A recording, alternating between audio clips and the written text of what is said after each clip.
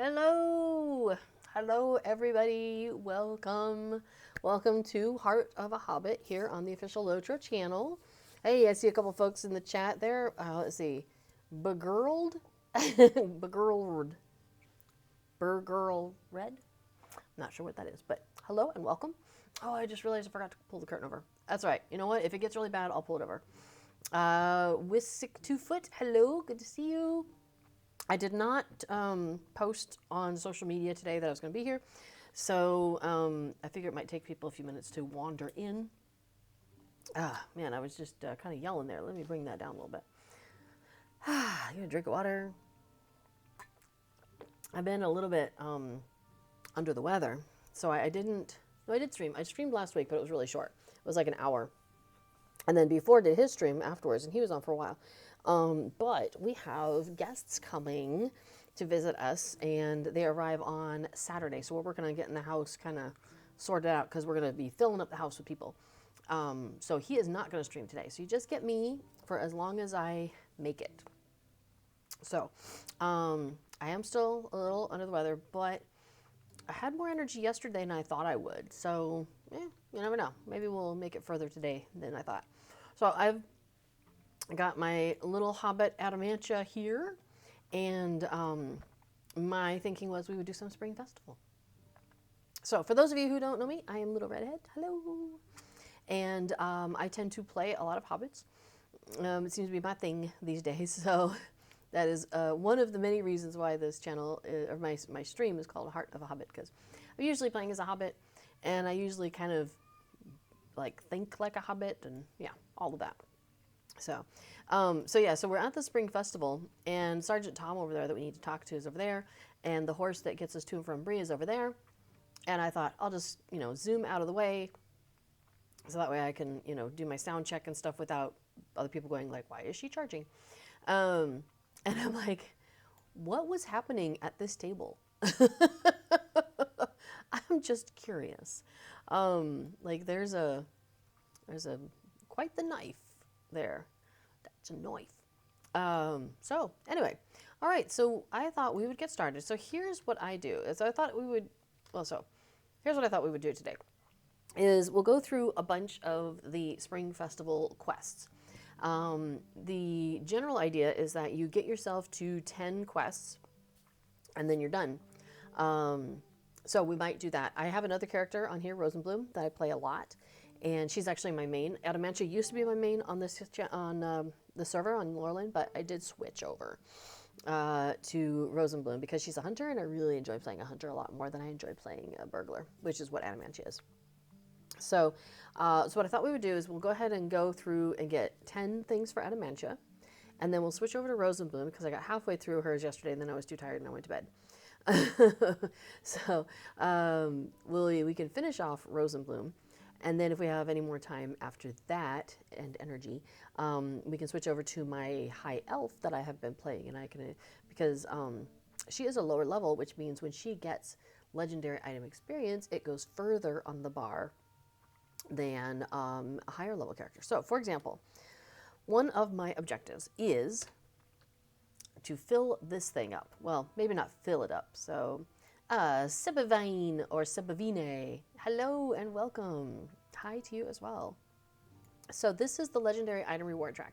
Oh, and for those of you who are new in the chat or don't chat that often, feel free to ask questions. I am very beginner friendly with Lotro.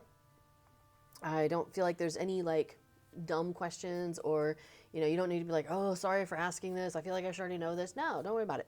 There's so much, there's so much in Lotro that they just keep layering on more and more ways to do things, more and more information, more of this, more of that. So there's always something that somebody doesn't know. Even somebody who's been playing for 16 years, sometimes they'll be like, wait, I didn't know you could do that. So there's a lot of things you can do in this game. So if you ever have any questions, feel free to pop into the chat. I do not mind at all. So we have Zariel Core saying hello. Hello. And question is, I'm actually planning to start playing Lotro soon, so I've been watching streams. Nice. Any base tips for noobs? Definitely start before the anniversary festival, which is after this festival. Because you get gifts and you'll want to get as many gifts as you can. And basically, if you start before the festival, that counts as year one. And so you'll get year one and year two gifts your very first festival. So that'd be pretty awesome. So you want to get that if you can. So if you're starting new, yes, right? I like gifts, right? Who doesn't? So I guess it really depends on some of the things that you like. For example, Lotro has so many different directions you can go. But mainly they are, you can go off and follow what's called the, oops, that's not it. Excuse me, here we go, quest log. In my quest log, you can kind of follow what's called the epic storyline or the epic quests. And it is as if you are a character in a book. And you, as this character, are following alongside what the Fellowship is doing, and you're helping them out, and all these various things. So, for example, here's a quest that's way down the line. This is like level 43, so you'd be starting much lower than that. But I'm off doing stuff in I don't know where I'm at, but Gloin. Oh, up in the Misty Mountains, so north of Rivendell. I've been interacting with Gloin, and he says, hey, there's a Nazgul nearby, or we think there was, and can you help us, with tracking this down, and let's make sure it's not tracking our people, our Fellowship, and, things like that. So, that's an epic storyline that you can follow. A lot of people will do that, and that is a really great way to get introduced to the game, because it will take you through the various areas. So, for example, this area door is where you begin. And depending on if you're a hobbit or an elf or a dwarf or a race of man or Bjorning, depending on what race you choose, you'll start after you do your intro, probably like in the Shire or over here in Eredluin, either up at Thorin's Hall or down in Kellendem. You might start down in Swanfleet, down in Swanfleet. You might start in the Breeland area. So you're going to start in one of these kind of really low-level entry areas. And then as you follow the storyline, it's going to take you to Bree, where you go to the Prancing Pony, and then you go through the Lone Lands, and you see the Forsaken Inn, you see Weathertop. Eventually you end up in Rivendell, and you meet Elrond, and stuff happens there.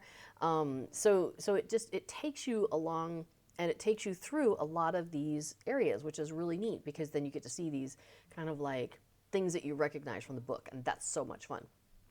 Eventually you go into Moria, and then when you come out the other side of Moria, oops, that's not what I wanted to do. I wanted to go to like Ravania, and then you end up in southern Mirkwood, and you find out some stuff about Dol Guldur.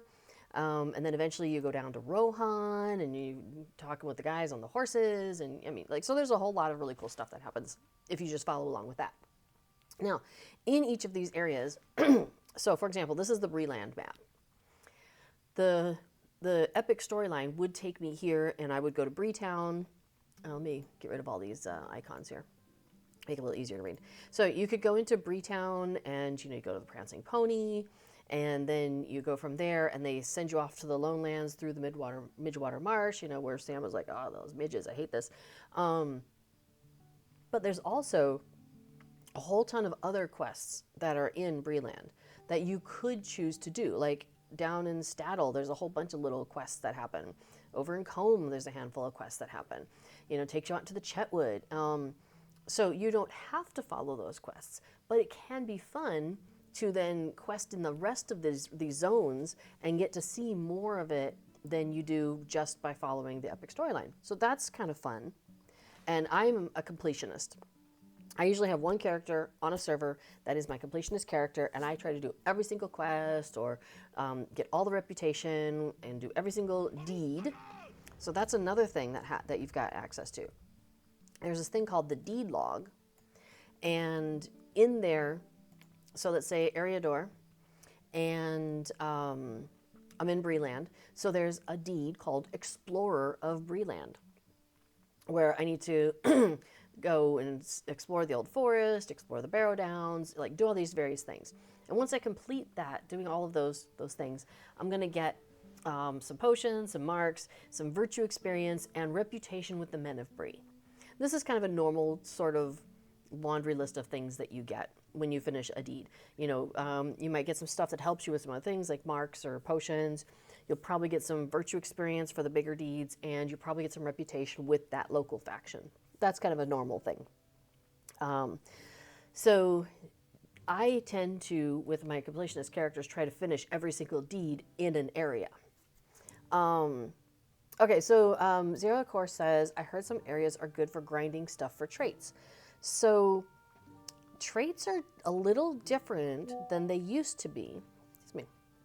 I have a cough drop because I'm trying to not cough for you all. Okay, so there's the thing called your trait tree panel. And it has 3 tabs on the side. You've got your class traits here where you can pick a thing. We'll come back to that in a second. Excuse me. You've got your race traits where you unlock things and then you can slot them in. You can hold up to 5. And then you've got your virtue traits. And so this used to be different. With the virtues, you used to have to go and do something like finish the deed of defeating 50 wolves. And then there's like a 50 wolves and then a 100 wolves and then 150 wolves or something like that, right? So maybe after you finished 50 or 100, you got a virtue that gave you some bonuses. That has changed. So I can show you this here in a second. So Epic Games TVs, hi. Yes, I did. Someone got a haircut. I see you. I know, right? I was telling somebody yesterday, I went in for one hairstyle and it came out with a different one than I was expecting, but that's okay. This one's still cute. I was hoping for more kind of like pointy here, like, you know, kind of a little bit longer. So I was hoping like really short in the back. Like I got really short in the back. I'm really happy about that. But I was hoping it would be like kind of short and then it'd be like, but that's okay. It's still fun. So anyway, yeah, so Zerial Core, as you are finishing things, oh, Valkyrie Shield Maiden, thank you. It says, they say, it looks great on you. Thank you very much. I'm really enjoying the short hair. I had long hair for like almost my entire life, right? And then, I don't know, what was like a year ago, I donated it. And I've just been having so much fun with the short hair since then. I'm like looking forward to summer where I can just get it really super short again, because that was fun. What I did last summer, yeah, it was really short in the back, and it was a little floofy in the front. A little shorter than this, but a little floofier than this. So I'll probably do that again. That was fun. So anyway, yes, back to the virtues. You'll pick like a number of them up to 5. As you gain more levels, you can open up more of these, or yeah, various ways. Anyway, so over time you can open up more of these for various ways. But the most you're going to have is 5 active virtues, but you've got all these other ones to choose from. Well, the cool thing is each one of these has, you might not be able to read this, but it says, you know, virtue has like maximum morale, extra plus 28 maximum morale, plus 13 critical defense, plus 11 resistance rating, and then a passive bonus of plus 5 maximum morale. All of the traits, as long as they've got some points in them, will give you that, that passive bonus. So, so it's worth not just having the ones that you've slotted, working on those and getting those up, but also going ahead and getting points into all the other ones as well. So that's another reason why you might want to complete deeds, because a lot of the larger deeds do give you virtue experience.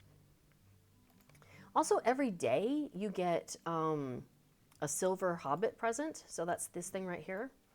And so like open silver for free. So everybody gets one of those every day. And when you open that, it tells you, oh my gosh, my inventory's a mess. We'll come back to that. He just gave me a plus 50 virtue experience potion. And then I also got a massive pile of copper scraps. So that's these 2 items at the end right here. There's my massive pile of copper scraps, and there's my virtue experience bottle. So every day you can get that, and that gives me an additional 50 virtue bonus that goes right into wherever it is that I've chosen to earn. So So there's all of that that you can play with for virtues. So you don't have to grind for virtues anymore, which is nice. So Zariel, of course, says, my hair's so long, and I'm planning to cut it for the first time since I was a kid. Wow. Oh, good luck with that. Yeah, what they did with mine, I went to a hairdresser, and she braided it and then cut it at the braids, and that was really cool.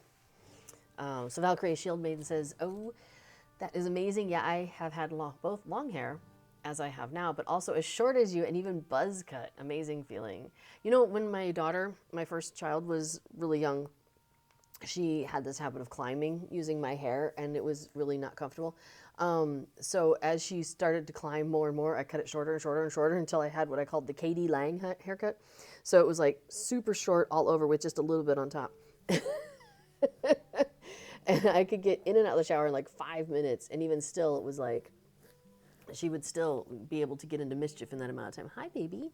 We have a Cateau sighting. Hi, yes, we do. How are you, sweetheart? She has been like all up in my business for the last hour. I don't know what, she just wants to rub on everything. So she was rubbing on everything on my desk, knocked a box over because she was trying to rub on it and it's not sturdy enough. This is Cateau, for everybody who hasn't met her yet. So we got her and her friend Casper from the animal shelter 2 years ago. Was it 2 years ago? Did we get you? Yeah, I think it was 2 years ago. In May. Right? Because we got you in 2022, right? Like you even know. Sweet girl. Yes, you are. So I think they will be, their birthdays are in April. We have that information. And I think she is 10 in April. You don't look a day over 5. No, you don't. You're a sweet girl. But yeah, it's been gorgeous today. It's like 17, maybe 16 out. It's been amazing.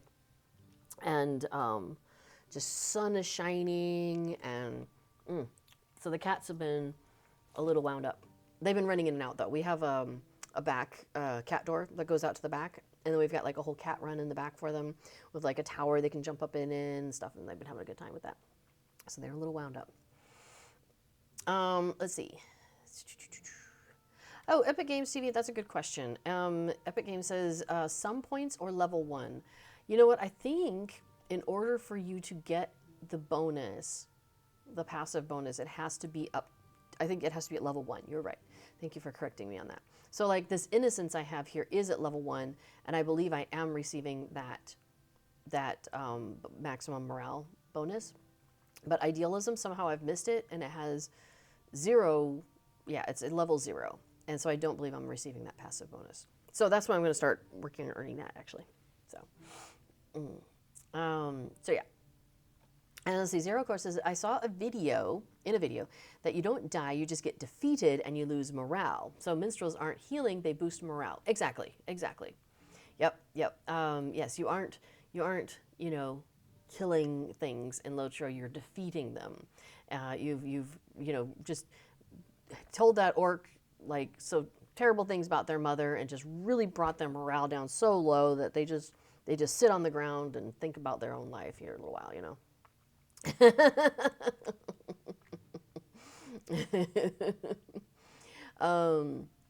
yeah, Valkyrie Shield Maiden. Yeah, painful about the hair and short hair with the showers. Man, it was great. Oh my gosh, but she was such a trouble.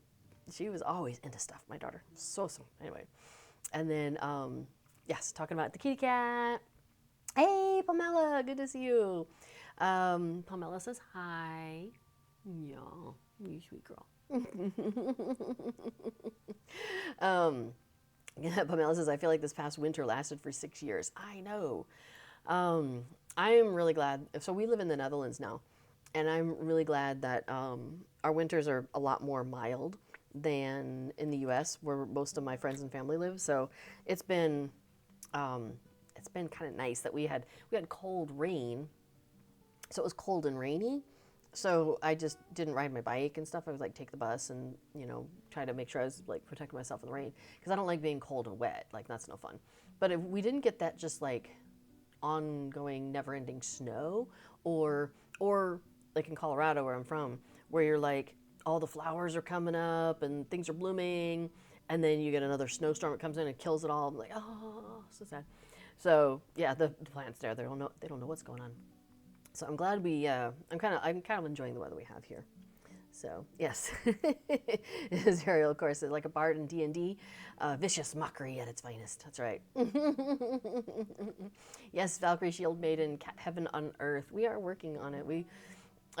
We're having more and more fun adding more things to it. So far it was originally just like a cat run, and then we were able to connect it to, we have like kind of a little building at the back, sort of. It's like covered on three sides.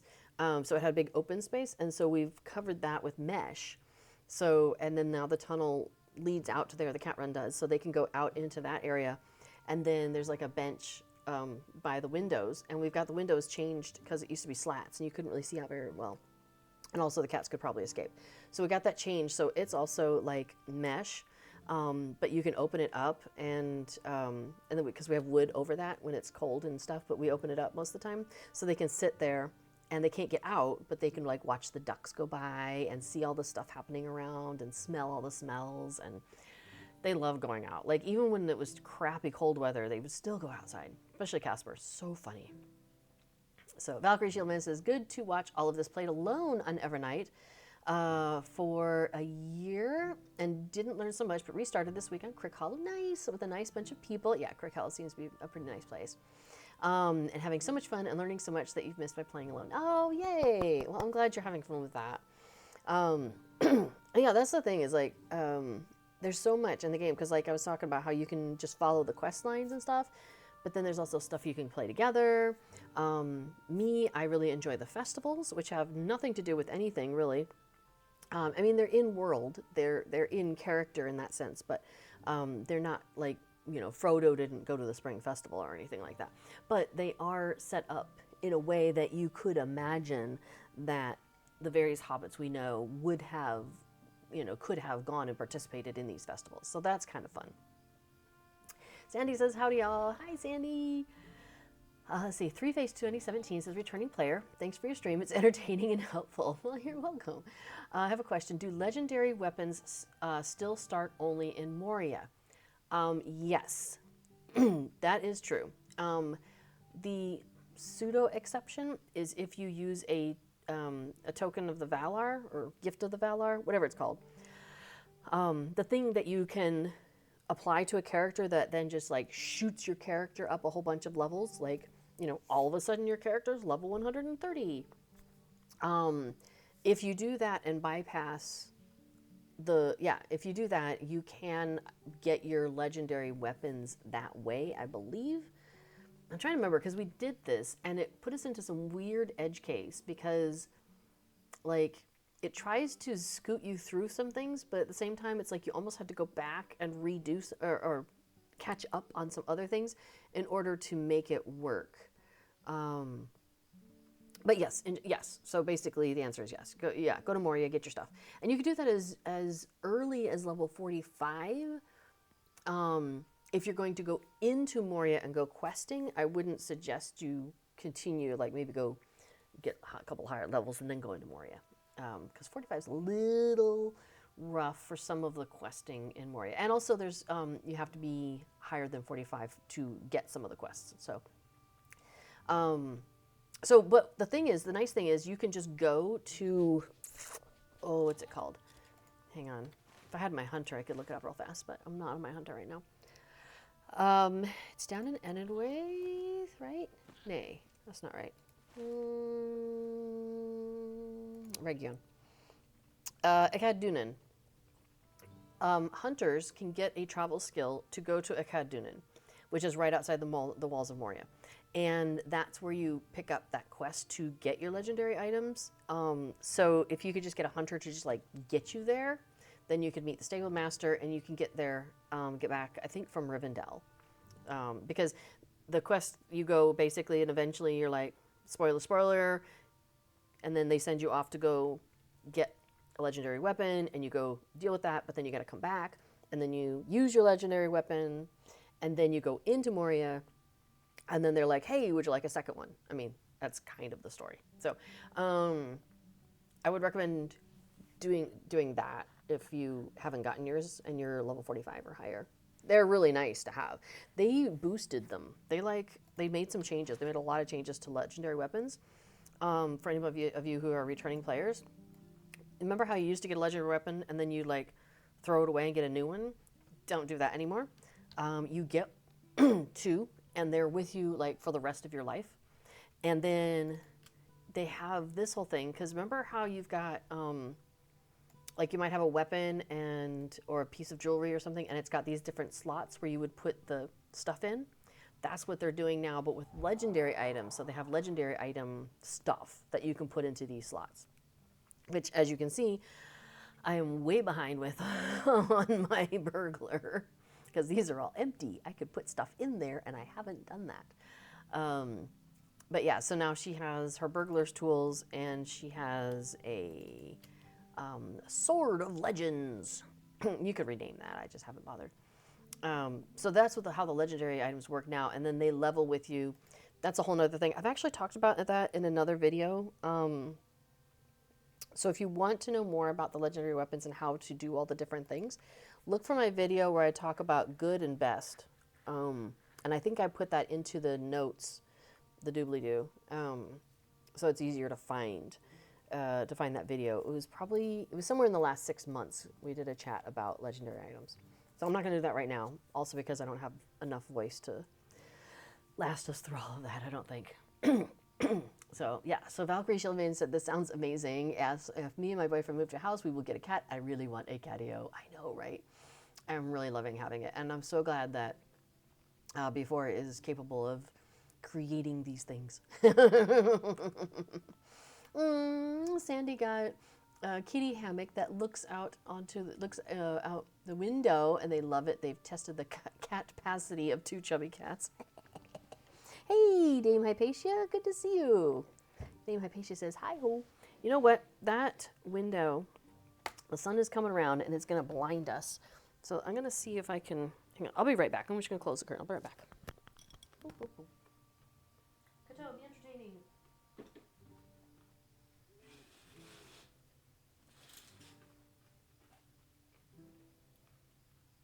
Were you entertaining?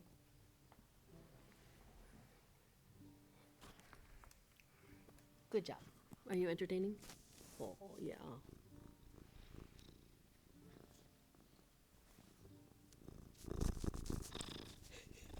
You can't eat the microphone, sorry, babe. There we go. I got a little kitty purr for you there. Was she entertaining while I was gone? Yeah, I know. I just moved the chair. Sorry about that, babe. Let's see. Okay, so where are we at? Valkyrie Shieldmaiden managed to get 4 festival mounts on Saturday. Nice. Can't wait to get home from work and continue on other characters tonight. Let's see. Three-Face said, thanks, just planning my first adventure and wondered if they had changed things. They have.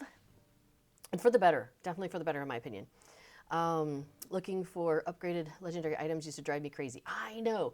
And it always felt weird to me that you would get like this legendary item. It's like, here you've got Sting or, you know, the Flame of the West or whatever. And then they're like, let's just deconstruct that thing, throw it through the wood chipper, get you another one. It's like, what? No, what? Like, it just would never make sense to me. So I am really glad that they went ahead and made those changes, and yeah, made it more logical too. It's like, these are your legendary weapons. They live with you forever. Now you can rename them. Like if you name it, I don't know, you know, Sunshine and Daisies, and then you're like, I want to name this Orc Killer or whatever. I don't know, Orc Demotivator. You know, you might be able to do that. So there's, yeah. You can still do some things, and you can modify the things that you've equipped on there. So you can make it stronger in this way or stronger in that way. And yeah, it's nice that there's options you have now. Three-Face, just so you kind of have a heads up, when you get started on equipping your legendary weapon, there's 4 categories of those slots. And so when you get into what's called, I think the Word Horde of Lothgumbel or something like that, it's in Elrond's house. There's a library where you buy these things. And so 3 of the categories are kind of like generic categories, like word of power, word of, this, that, the other. And then there's the third one, technically, I think, where it's clumped together, are the ones that are specific to your class. So those are the ones that you're going to want to be like really choosing how you play and what works well with your play style and your choices with your character. So just throwing that out there. So Questing Dad, good afternoon. Good afternoon to you as well, in case I haven't said so. Oh, good. You guys could hear her purring. Awesome. I was hoping so. All right. So yes, as we were talking about before, so Zerial Core, you can do the questing alongside the fellowship. You can do questing like in whatever area you want to and just wander around. I sometimes, if I'm having like, a bad day or week or month or whatever, will just wander around the Shire and enjoy just hanging out with hobbits. That makes me really happy.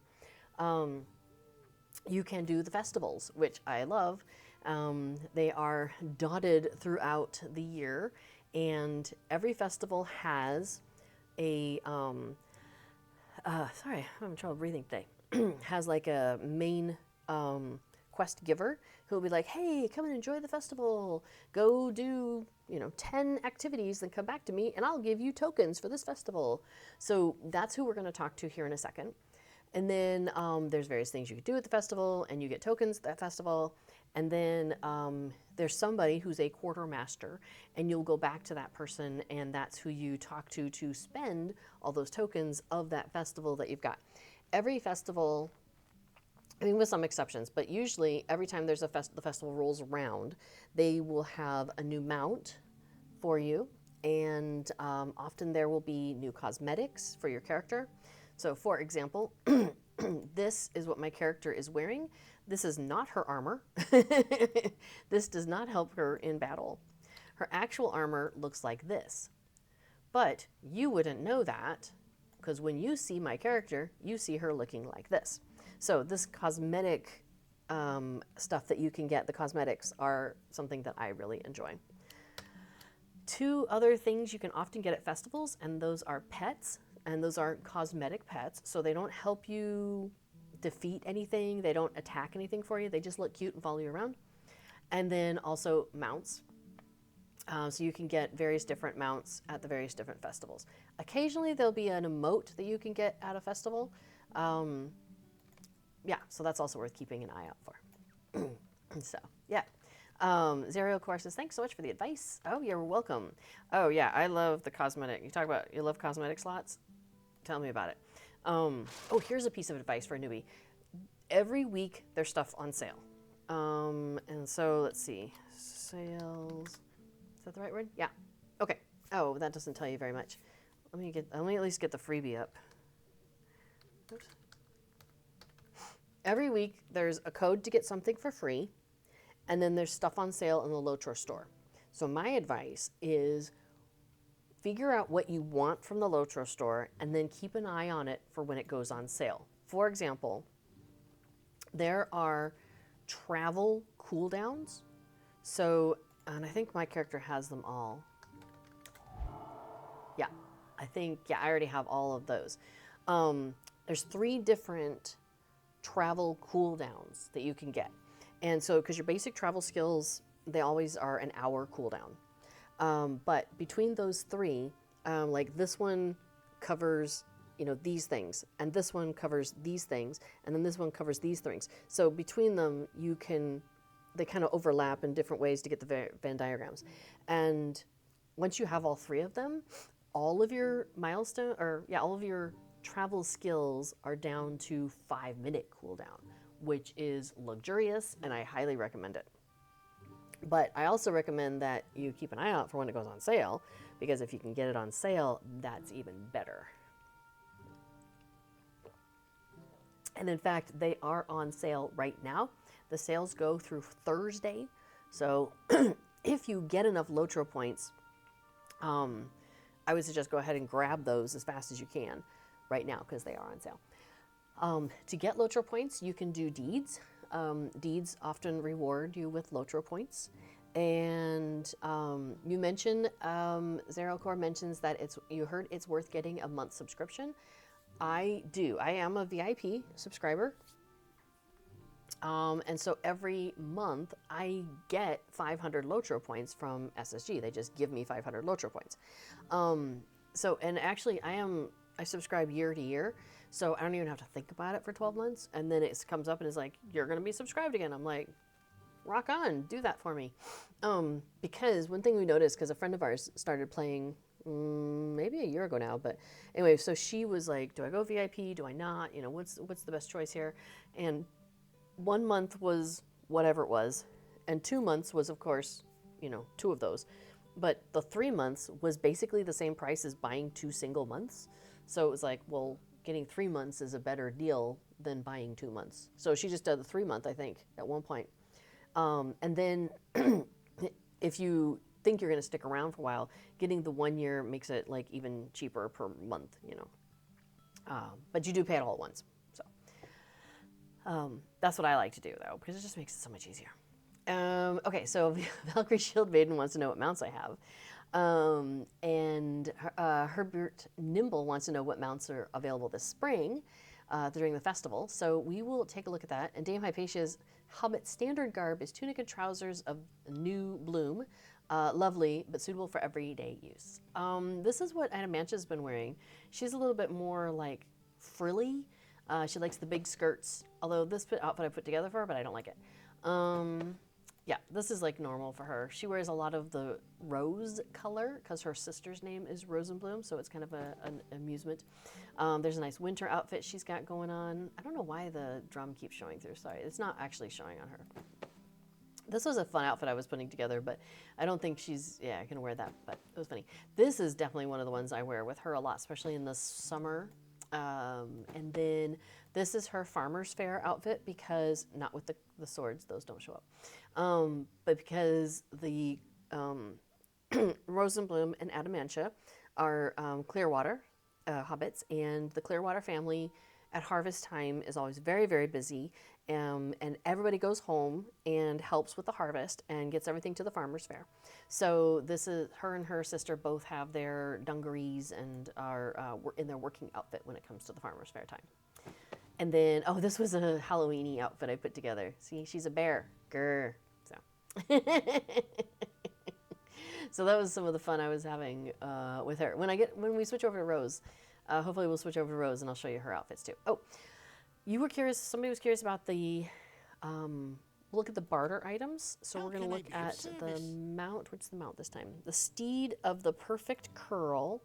So let's go ahead and grab that because I hadn't actually done that. I try to make sure every character gets the steeds before the festival's over. So I'm going to go to my mounts, which is Shift C is the way to get to this mount, this collections panel. So you can see the tabs here. You've got your pets, your mounts, your emotes, and then the Stable Master map that you have. So under my mounts, I'm gonna look at the ones I have. What did we just say it was called? Curl. I'm just gonna straight up search for it. There's the Steed of the Perfect Curl. Looks like that. But you know what? We'll get on it. Hang on a second. What am I actually writing? The Green Grocer? Yeah, I don't necessarily care. Okay, that's fine. So we'll get on the curl. The mount button will get you back onto the mount you were just on. So it's possible I've removed that Steed of the Green Grocer from my button, from my bar. But anyway, so what they did this year is with this curl, it's very shiny, and look how reflective it is. That's a new thing that they, I think, are playing around with. Because I know they did this with water. Like, they've learned how to make water reflective in the game. And so that it would explain why this has some reflective. Look at, like, on the top, on the neck of the horse, the armor there. See how it's very reflective of what's going on around it?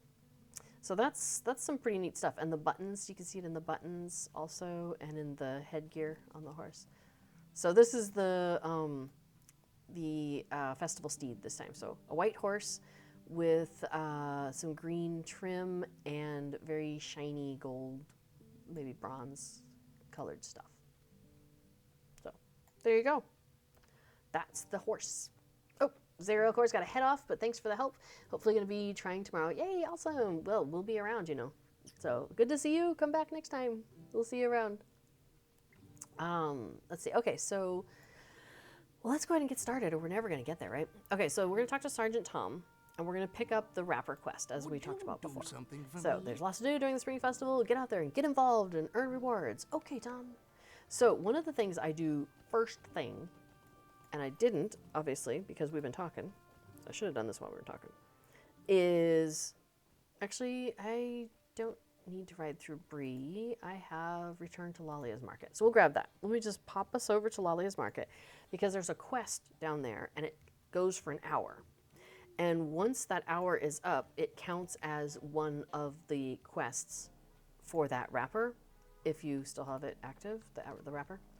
So, before he's up on the top floor doing some painting and he's got the door closed, and Kato, I can hear her, she's on the stairwell meowing at him because he won't let her in. All right, so this guy, A Fistful of Flowers, there was a series of quests to get with him, to get me to this point with him. But now we are there, and he now wants me to go and pick up flowers, and I have an hour to pick up as many flowers as I can. There are 3 general areas where you can get them. That is here in Bree, over, let me scoot out a bit. Like, here we go. Up kind of like near Thornley's farm, or Thornley's work site, all of that, and towards Adso's camp. So that's the place you can find them in Breeland. Well, hi. All right, she's wandering around under here. In the Shire, you find them kind of over by Little Delving, Mickle Delving, Waymeet, in that, and Sanson's farm, so in that area. And then in Ered Luin, the last place you find them is kind of like when you're riding between Kellendam and Duland there in that area. So, and actually, yeah, anyway, that's like the easiest place to find them. You can also find them in other places because they are down, yeah, kind of like Kellendam and south is where you would find more of those. Okay. So I have an hour to go pick as many flowers as I want in those 3 spaces. Each one of the 3 places has a chance where, okay, so one of them is like violets. When you pick flowers there, you're going to get violets. You might get one of the other ones.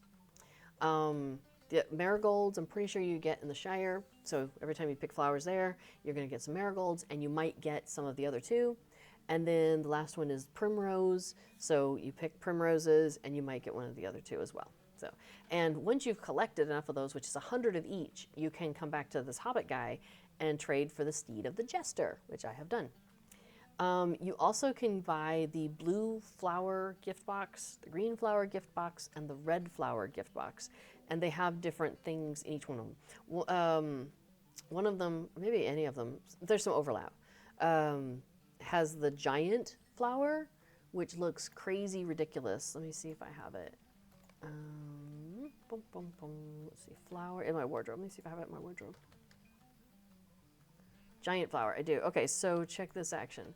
So it's this big, like, there's my Hobbit.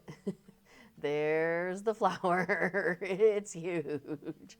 So when you run around, it's hilarious. And also, like, when you're attacking things, it looks like you're smacking them with a giant flower. It's so much fun. But it does get annoying to other people sometimes, so I don't necessarily do it very often. So there we are.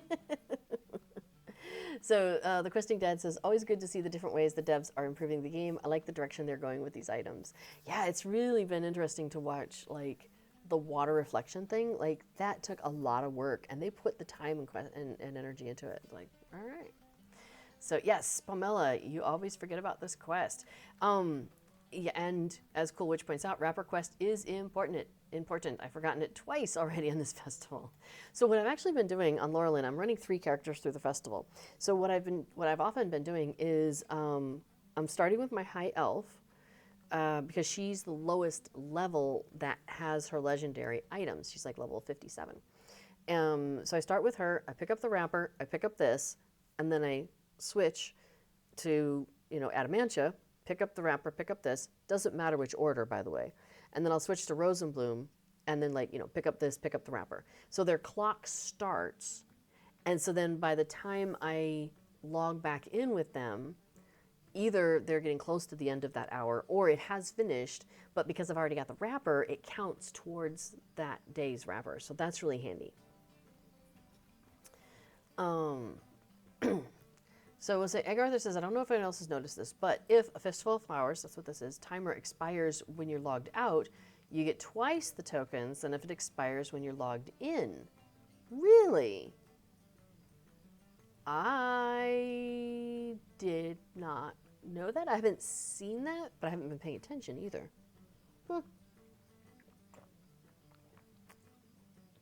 Or maybe it's, I don't know. Anyway, that's weird. That'd be cool. Although I'm just kind of stockpiling tokens at this point, to be honest. I'm not sure what I want to buy. Well, I do know what I want to buy. That's why we're on Laurelin.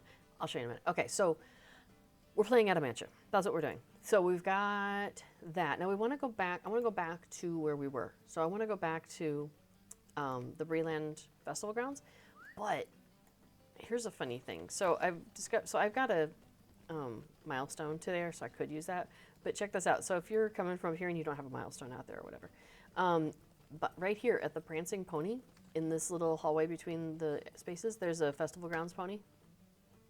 And it just ports you right here. So I'm at the Festival Grounds now. Now the funny thing is, this will still take you back to the main gate. So if you're like at the Prancing Pony and you want to get to the main gate really fast, that's one way to do it. Because it's just an automatic, there's no like induction bar.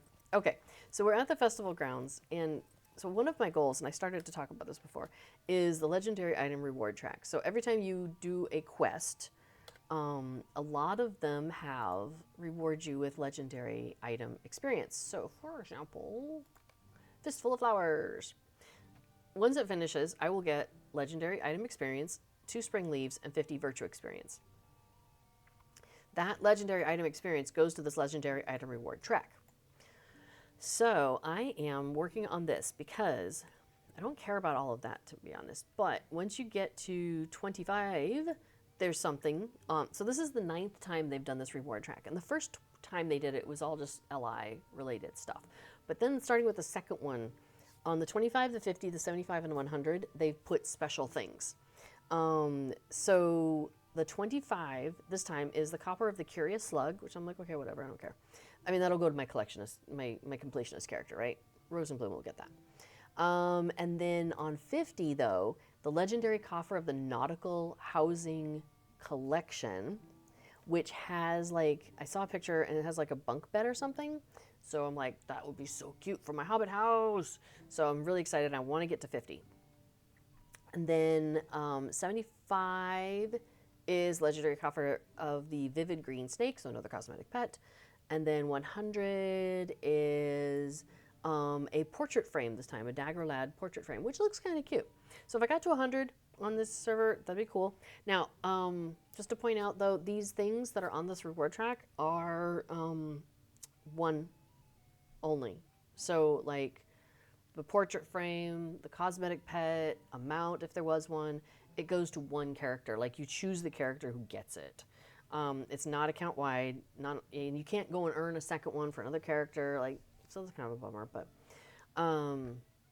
anyway, maybe at some point they'll make it into a tree and I could choose like to go which place, you know, that'd be really neat.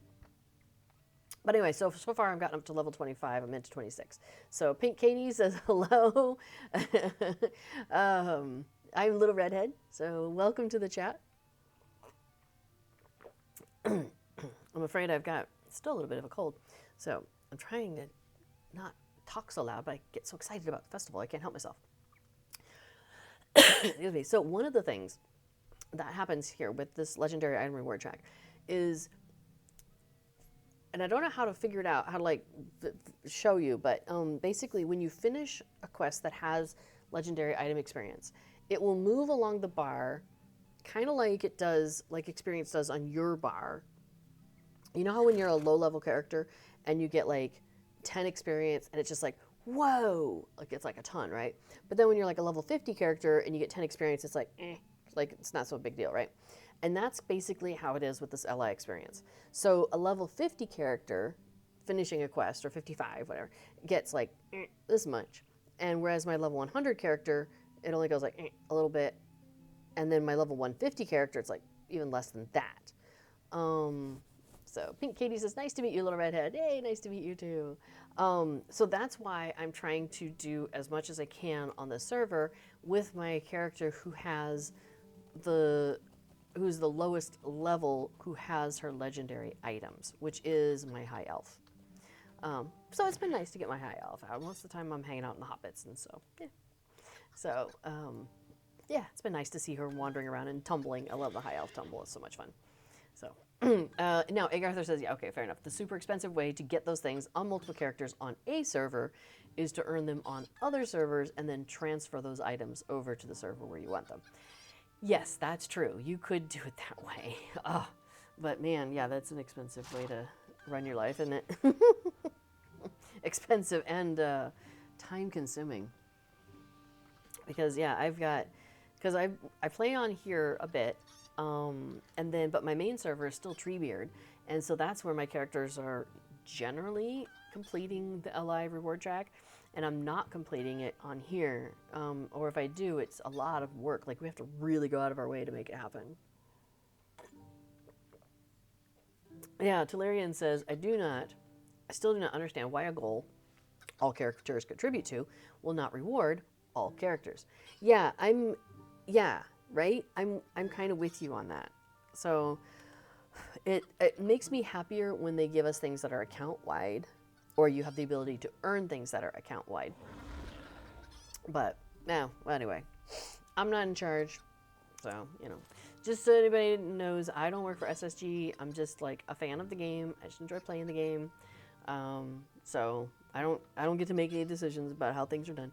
Oh, but I was going to mention, this is like my 3 or 4 year stream anniversary just happened. I've been too sick to do anything about it, but we'll just all celebrate. Yay! So yeah, I've been streaming Lotro on the official channel here for 3 years now, so that's pretty neat. So yay! I'll try and get some goodies to give away sometime in the next year. It'll be a surprise. It'll just happen. Hang on a second. Excuse me. Fontaine says hello. Oh, hello, Fontaine. And Lem UK says happy anniversary. Thank you. Thank you very much. And my Lotro anniversary is in January. I started playing at the end of January in 2019. Yeah, we moved to Europe in 2018, and then I started playing in 2019. Pink Katie asks, what's the level cap on Treebeard at now? 95, I believe. Yeah, because we are into, let's see, I have it written down. Yeah, we're in Helm's Deep. Yep. We got Helm's Deep, and we're actually, our kinship is working on Fangorn, and we just started doing those, getting into those dailies. So I want to get the giant trees, and stuff. There's some fun stuff. And then we're due to go up to 100 and get Gondor and Old Anorian May 29th is the next uptick there. So we have until May 29th to finish all we want to do in that region. Well, that's kind of how we do it. Like, we try to finish a region and be ready for it when the next one opens up. So. Oh, I know, Pamela says, the reading emote on the LI reward track hurt the most. Right? So what she's talking about is there was an emote you could earn on the LI reward track, and it was a reading emote. So it looks like this. Oh, I should turn around. So your character is doing this. And then just turn the page. And it's so cool. It's like a great emote. Adamantia was the main that I was playing with at that time. So when I got the emote, I gave it to Adamantia. Now I'm over on my other character, Rosenbloom, and she's my main character on the server. And there, up to this point, is no possible way for Rosenbloom to earn that emote. It's my hope that in the future, they'll put it back on the reward track, or they'll add it to a festival, or something. But yeah, it's a little heartbreaking that I have one character who has this really cool emote. Anyway, all right, let's go do some festival. So here at the maze, there's this maze here in front of us. Actually, you can kind of almost see into it. There you go. And sorry, yeah, you can't quite see. And that's the idea. You can't see what's going on in there, but you'll notice we have a collection of folks standing out here who are interested in giving us quests to go inside and do things. So some of them overlap in the sense that if you choose a quest from one of them, the rest of them are silent. You cannot choose a quest from two of these people at the same time. Those include the Maze Master here, right? Yeah, the Maze Masters. That's, I guess, the easiest way to put it. These three Maze Masters here, and if you are a member of the In League, Ted Sandy or Tob Sandyman over here dancing away on the wall. He will also be included in that collection. So if I pick up the quest from her, I cannot pick up the quests from Gil or Tob or Buttercup. Now, Buttercup, you'll notice she has a hovering over her head right now. She's the one with the chickens. Every so often you'll see it comes through and it says, the chickens have entered the maze or whatever. It starts on the hour and it lasts for 15 minutes, and then the chickens will have escaped the hedge maze. So it's like 27 past the hour right now. So there's no chickens in the maze that you can go. You can't pick up the quest to go catch the chickens in the maze right now. Okay, so we're gonna collect a handful of these. Actually, you know what? Let's start with Gil. He's the simplest. If you haven't seen this before, he's the simplest way to kind of show you what we're doing. So. Yeah, and Paul Mellis says, I really hope we can see this again on future seasons. I know, right? The read emote would be fantastic. A love of reading Tolkien's books is how we got here after all, right? Super valid. Excellent point. So, yeah, Valkyrie Shield Maiden would have loved to have had that emote. I know, and that's the other thing is if you missed it, like there hasn't been another chance yet. So, I'm hoping. I'm really hoping. Okay, so Gil here, there's a series of quests you can do, and the first one is like, he's like, hey, I ran through the maze. I bet you can't run through the maze and beat my time. And then you beat his time. And then you come back to him, and he's like, oh, yeah, well, I bet you can't beat this time. And then you beat that time. And then he's like, oh, fine, whatever. I don't care. Just go. Basically.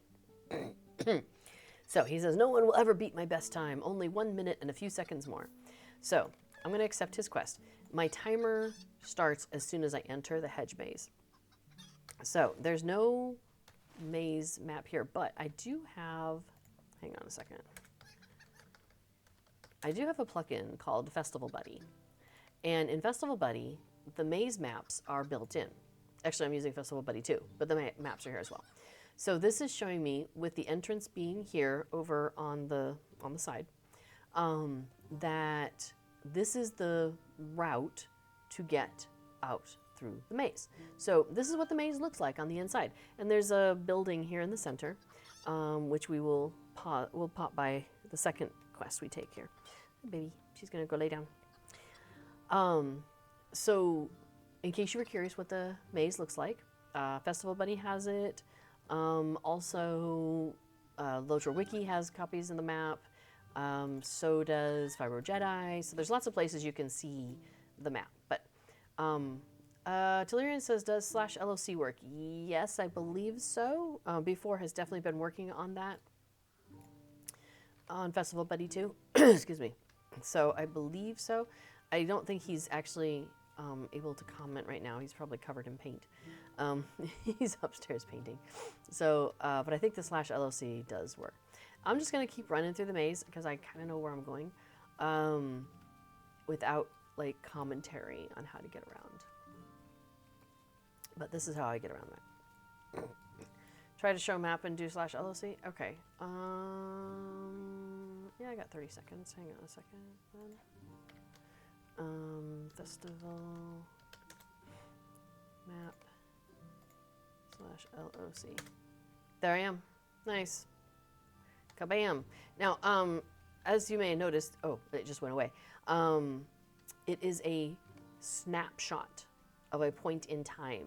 So it cannot show me as I'm moving through there because it has to basically communicate back to the server to get that location every time. But that one snapshot to kind of be like, where am I? It could be like, you are here. So there you go. Oh, Tellurian says it does not work for the German client.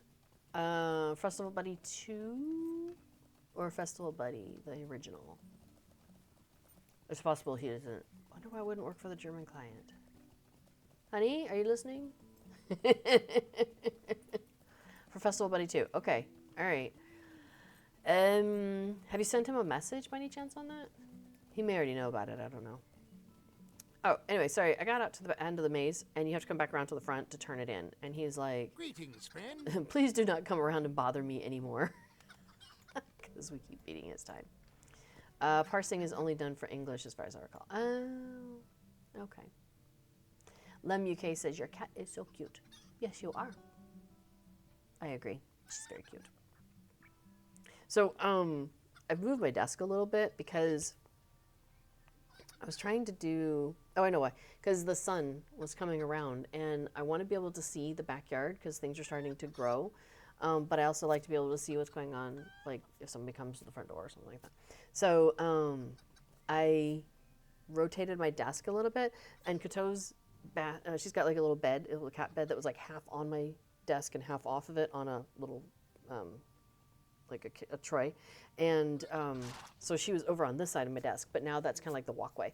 So I've rearranged, and she's over here up against the wall.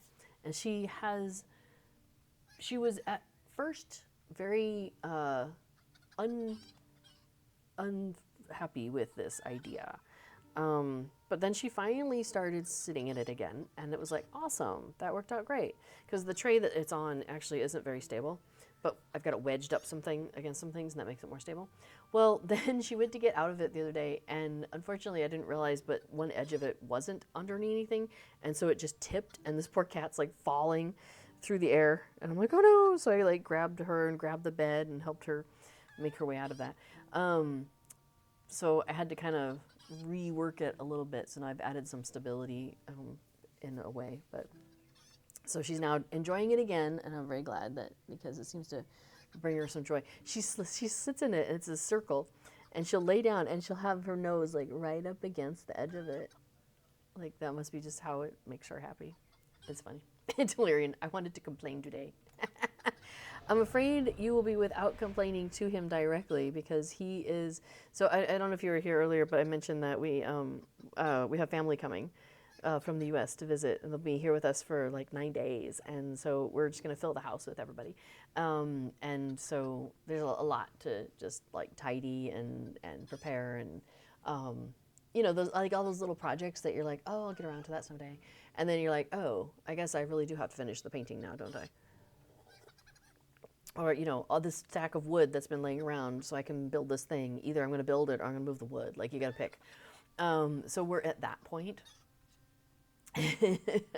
of tidying and stuff. So, yes, we are heavy in the projects right now. So B4 will not be streaming today. And he won't be streaming next week either, because we're going to be hanging out with family. So you'll have to wait 2 weeks. 2 weeks to complain at him, Tellurian. So long. So if you are a member of the In League, you can talk to this guy, and he gives you what's called the Green Challenge. He's like, oh, hello, I don't feel well today. I don't even know how I got here. Are you a member of the In League? Am I? And then he's very silly. So you accept his quest, and basically you're supposed to search the maze for an in-league artifact, aka a barrel of ale. Well, a barrel of something alcoholic, I suppose. Tellurian, so Festival Buddy 2 will not be updated until Festival is over. I don't know if he's going to have a chance to work on it before then. Yeah, if he passes through during my stream, I'll bring it up and see if he has any thoughts on that. Okay, so remember how I said we're going to go to the middle? So you can't see, but we are in the middle of the maze. You want me to do the thing with the /LOC again? I guess, because I can. Boom, look at me. I'm right here in the middle. Look at me, I'm on a bench. The tweens say that. We'll come back to that. Okay, so we found the sinister keg. And it says, are you sure that was wise? So now I've got like this debuff on me, making me walk funny. Navigating out of a maze is difficult enough, but when you see 2 mazes, sheesh. So it sets my run speed to half. This will last for 2 minutes and 35 seconds in total. But I have to get out in the next 2 minutes and 8 seconds. So, hi, Megan. Megan says, happy Tuesday. Did you get a haircut? Looks nice. I did. I've been meaning to get my haircut, and the hairdresser I go to that I found that I like here in town, she didn't have any time until yesterday. So, yeah, it was getting kind of long, wasn't it? I mean, it looked fine, but I was ready for it to be shorter. So, yeah, so it's super short in the back. I don't know if you can see it. And then my hope was to do like super short in the back and then kind of have it like come down at an angle. But this part disappeared. So that's okay. It'll grow back or whatever, Exactly. Yeah, that's nice for warmer spring weather. That's exactly where I was at. Like, I'm ready. And plus, I've gotten used to the short hair. Like, I really like having short hair. So when I'm like laying on a pillow and my hair starts to come around and I have to like lift my head to move it or whatever, I'm over it. I don't have to do that anymore. So just make it short, and then I don't have to do that. Or like, you're brushing your teeth, and like your hair comes and gets in your way. I'm like, no, I don't want that. How do you do? So, all right, so we found his thing, and we got our way out. So, Pamela says, I love the way this game writes drunk characters. That was me on Sunday.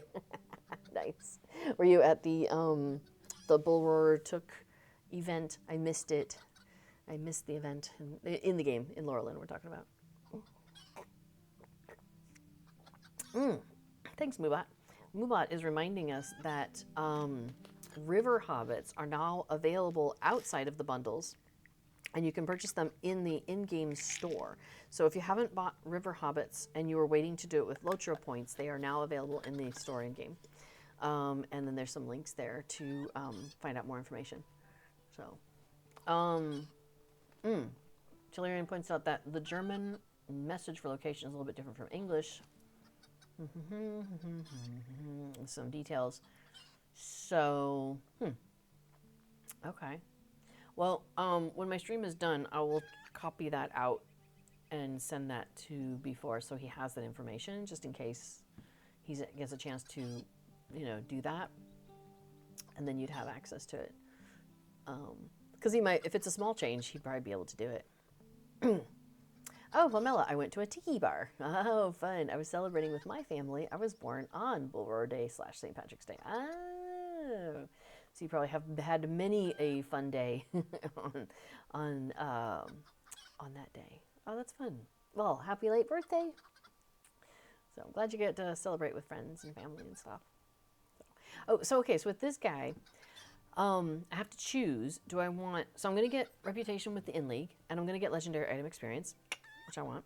Now I get to choose, do I want an In-League Sinister Keg, like the one we just saw, but a little different, or do I want some Spring Leaves? I have, sitting in my shared storage, in my housing bucket, I don't have an In-League Sinister Keg, but I don't know if I need one. So we'll take the leaves for now, and then we'll check on the thing here in a second. So, okay. So let's do something else that I'm going to grab here. My patient says, the labyrinth still baffles me. I'm doing the quests one after the other. So I find that I can do a couple of these together. So I'm going to go ahead and pick up the Wandering Elves. So there are a handful of elves. You know what? I should have just left that open. Oops. So this is the path of where the elves can be found. There are 6 of them. So one's here, one's in blue, one's this little yellow dot, one's down here in green, one's over here in orange, and one's over here in red. That's where the 6 elves are found. And I'm kind of familiar with that, so I've been able to do that all right. So anyway, we'll pick up this one also. This is the one where you need to sample dire beers before the time runs out. So I'm going to have 10 minutes and ticking. And I'm also going to take Emma Greenbush's over here, which is the Would you do something tweens for me? are being obnoxious. So we're going to go reprimand them. Oh, you'll notice Gizzy here had a quest, but it is no longer active because he is also a maze master like these other ones. So because I have her quest, she's a maze master, I can't have any of the other maze master quests. So, all right, in we go. So sometimes there's a dire beer here. There's one right now. Sometimes a tween will come running out of here. There's none there right now. So I have come in, and the first crossroads is here. So I'm going to turn here because basically, if I'm looking at the maze in this direction, there's an elf here in front of me. And so in my mini radar, if I'm looking along, which is basically the south of that, there's 3 elves, boom, boom, boom, kind of in a row.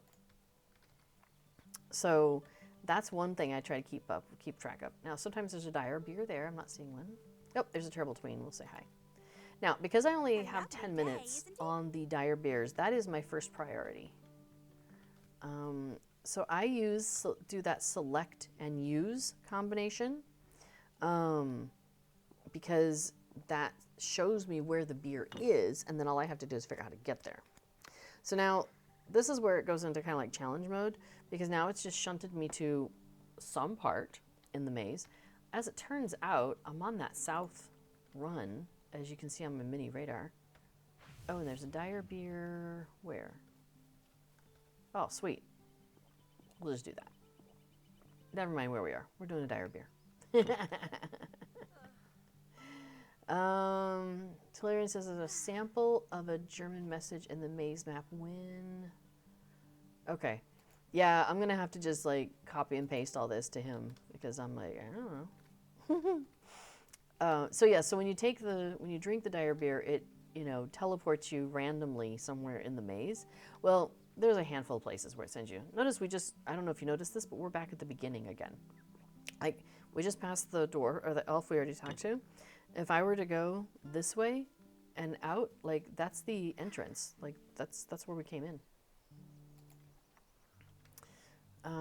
Okay, so where's the next one? There's one way over there. Where is that? Where am I right now? Oh, I'm by the exit. Oh, I'm by the entrance. Oh, okay. So this is the entrance. I'm actually going to go past this first elf that we talked to, head towards the second elf that I know is in this direction, because sometimes there's a beer in this way also. So that could be handy. So either we find an elf or we find a beer, or both. Hey, we found an elf. Now you'll notice that there was a tiny bit of time between when you drink the beer and when you actually disappear. So if there's an elf standing right next to you, you can grab him often after you finish your beer. Oh, and let me grab this guy. Hello there. Unless somebody else grabbed him, I'm not sure. Sometimes there's a beer right here in this little corner, because this is close to the end of the maze. But looks like I might have found one. Nope, I'm over too far. Oh. We'll say hi to this elf. So that's 3. So I think I've just done all 3 elves on the south side. So that's really nice because that means as I'm finding elves, oh, hey, there's a beer. I don't need to worry about those 3. I've already found those 3. So it's the 3 on the other side of the map that I'm looking for now. Oh, Valkyrie Sheen Melanie says, thank you for the stream. We'll hurry home to get to collect the rest of the leaves from my other characters. Very nice. Well, enjoy collecting leaves and getting mounts and all of those things. Let's see. There's a beer over here somewhere. Oh, that one's going to be a pain. Come on. There we go. Cool. Got a tween. Okay, that thing there tells me that's the middle. Oh, hey, where's this tween? Where are you? He's over on the other side of all this. I really need to find another dire beer. I'd rather just focus on that. So let's try to focus on that. Oh, I'm at a dead end. I think I'm not where I think I am. Oh, I'm still... Okay, so I need to get out of here, which is that this way? Yeah, okay. So this is the path that I took to get out of the map when I was doing the race. Oh, hey, there's a tween. Hi. Let's have a Good shouting day. match. Nope. Okay, so I'm actually gonna go to the other side of the, to the north side, because that's where the elves are that I'm looking for. So I might as well search for beers on the north side, and then if I run into an elf while I'm happen to be here, you know, double bonus. Now I might zoom by, but I think, oh, it's gonna be too late. I tried to drink 2 beers, like one right after the other one time, and it didn't let me. It was too. It's not. The teleporting happens too soon. Oh, there's 2 of them here. Check that out. That's handy.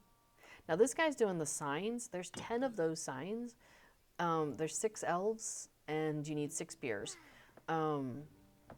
I don't tend to do the signs because I find it's time consuming. It's basically, though, like you're just running the whole maze, which, okay, fine, but I don't necessarily want to run the whole maze. So I'm back at the beginning again. So, again, I need to find the elves on the other side. So we're going to head towards the north and look for beers. Hi, tween. I've already gotten 4 tweens, so it won't let me reprimand any more of them. But I could act like a tween. Sometimes there's a beer here. Look, I'm on a bench. There's an elf. How can I be of service? We're going to keep looking for beers. Okay, so I found the elf at the south part. Oh no, it's an elf still.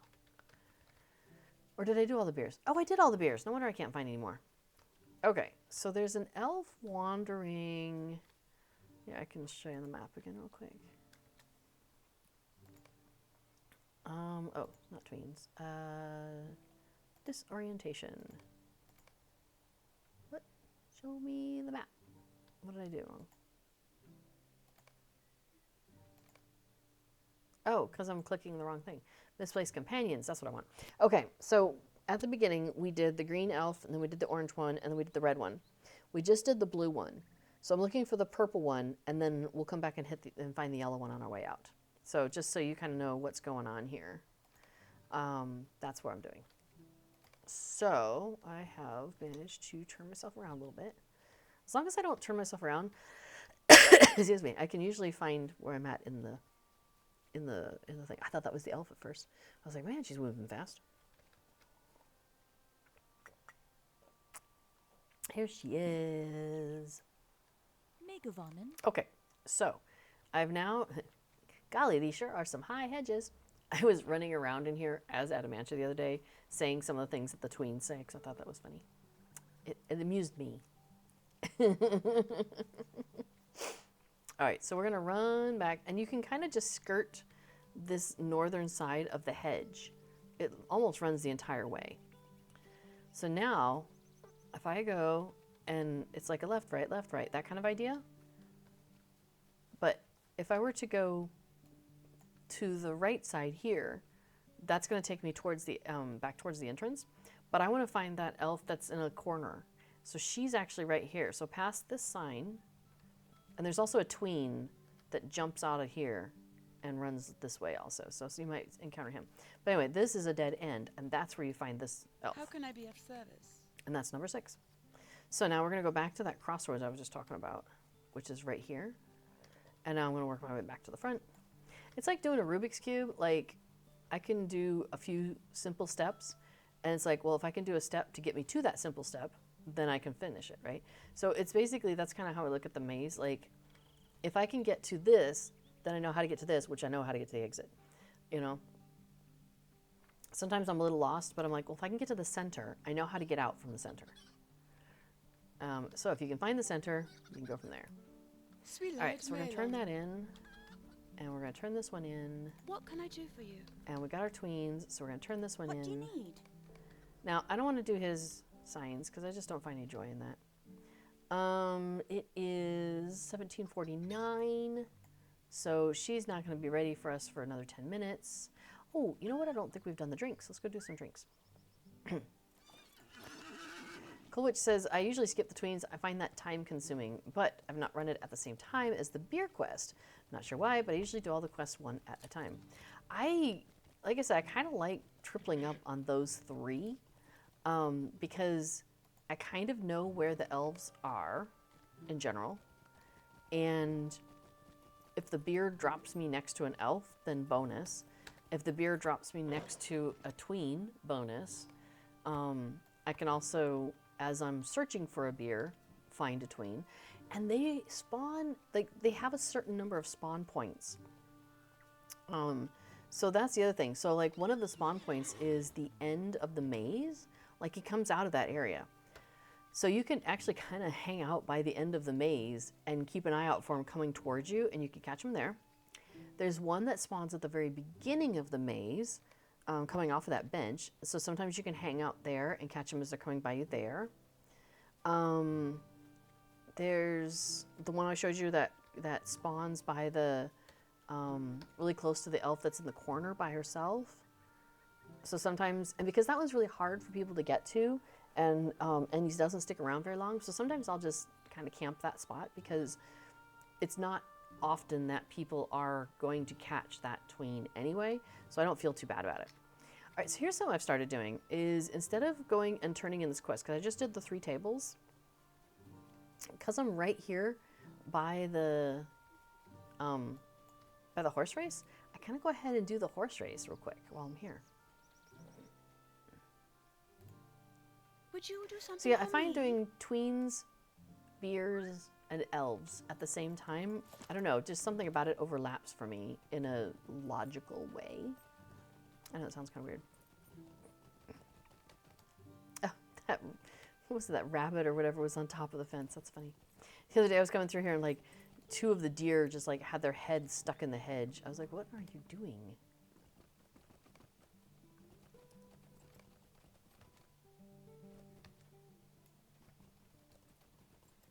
All right, sorry, I'm kind of paying attention. Oh, I know something I should show you all that I figured out. We'll go to the green fields in a minute. Remind me if I forget. We'll go do the bull roarer took thing. And out. Ta-da! Yay. I tell you, that one is How can I be of super service? dangerous when you're like stuck with lag. But if there's no lag, I can do it just fine. All right, cool. So we got that one turned in. Yay. And then because we're now right by the, right where this guy is, so then I can just run over here and turn this in. So that's what I've been doing recently is then, I run the thing and then I come back down. I think I have a milestone set to the green fields. Let's see. I do. Yeah, let's pop over there. Is the race counting toward the wrapper new? I swear it didn't used to count. Yes, you are correct. It did not used to count. It is new. I would say new within the last 2 years for sure. I think it might be older than a year though. But yes, you are correct. It did not used to count. So it's super handy. Oh, I don't need to talk to this guy. So when you first come to the green fields here, so where are we? We are in the north of the Shire up by Brockenborings. So that's where I just teleported myself to. And we are here by the statue of the bull roarer trying to whack the goblin's head like a golf ball. Very weird. Anyway, you start by talking to this guy, and then he sends you off to go collect some clover. You collect the clover, and then he's like, hey, go take this down to the perch, the golden perch? Whatever it is, the stock, the place in stock, the inn. So you take it down to stock, and you turn it in, and the guy makes it into a brew, and then you bring a pint of it back here, and to honor bull roarer, you put it on one of these stones, which is nice. Oh, excuse me. So after you've done that, then he's like, hey, we've got this little game over here if you want to go participate. And that is what we're going to go do. So get past these things, and we're going to pop over here to this guy. Ooh, there's a crowd. Oh, hey, Lynette's back. This person was doing an amazing job the other day of, yeah, look at them. 0 and up and up and up. Yep, they did it. Nice. That is fantastic. They were here the other day running all 3 of these fences. So, okay, so we're going to try and do what they just did, which is basically start here. Oh, we have some raiders from Zennycat have joined. Well, welcome raiders from Zennycat.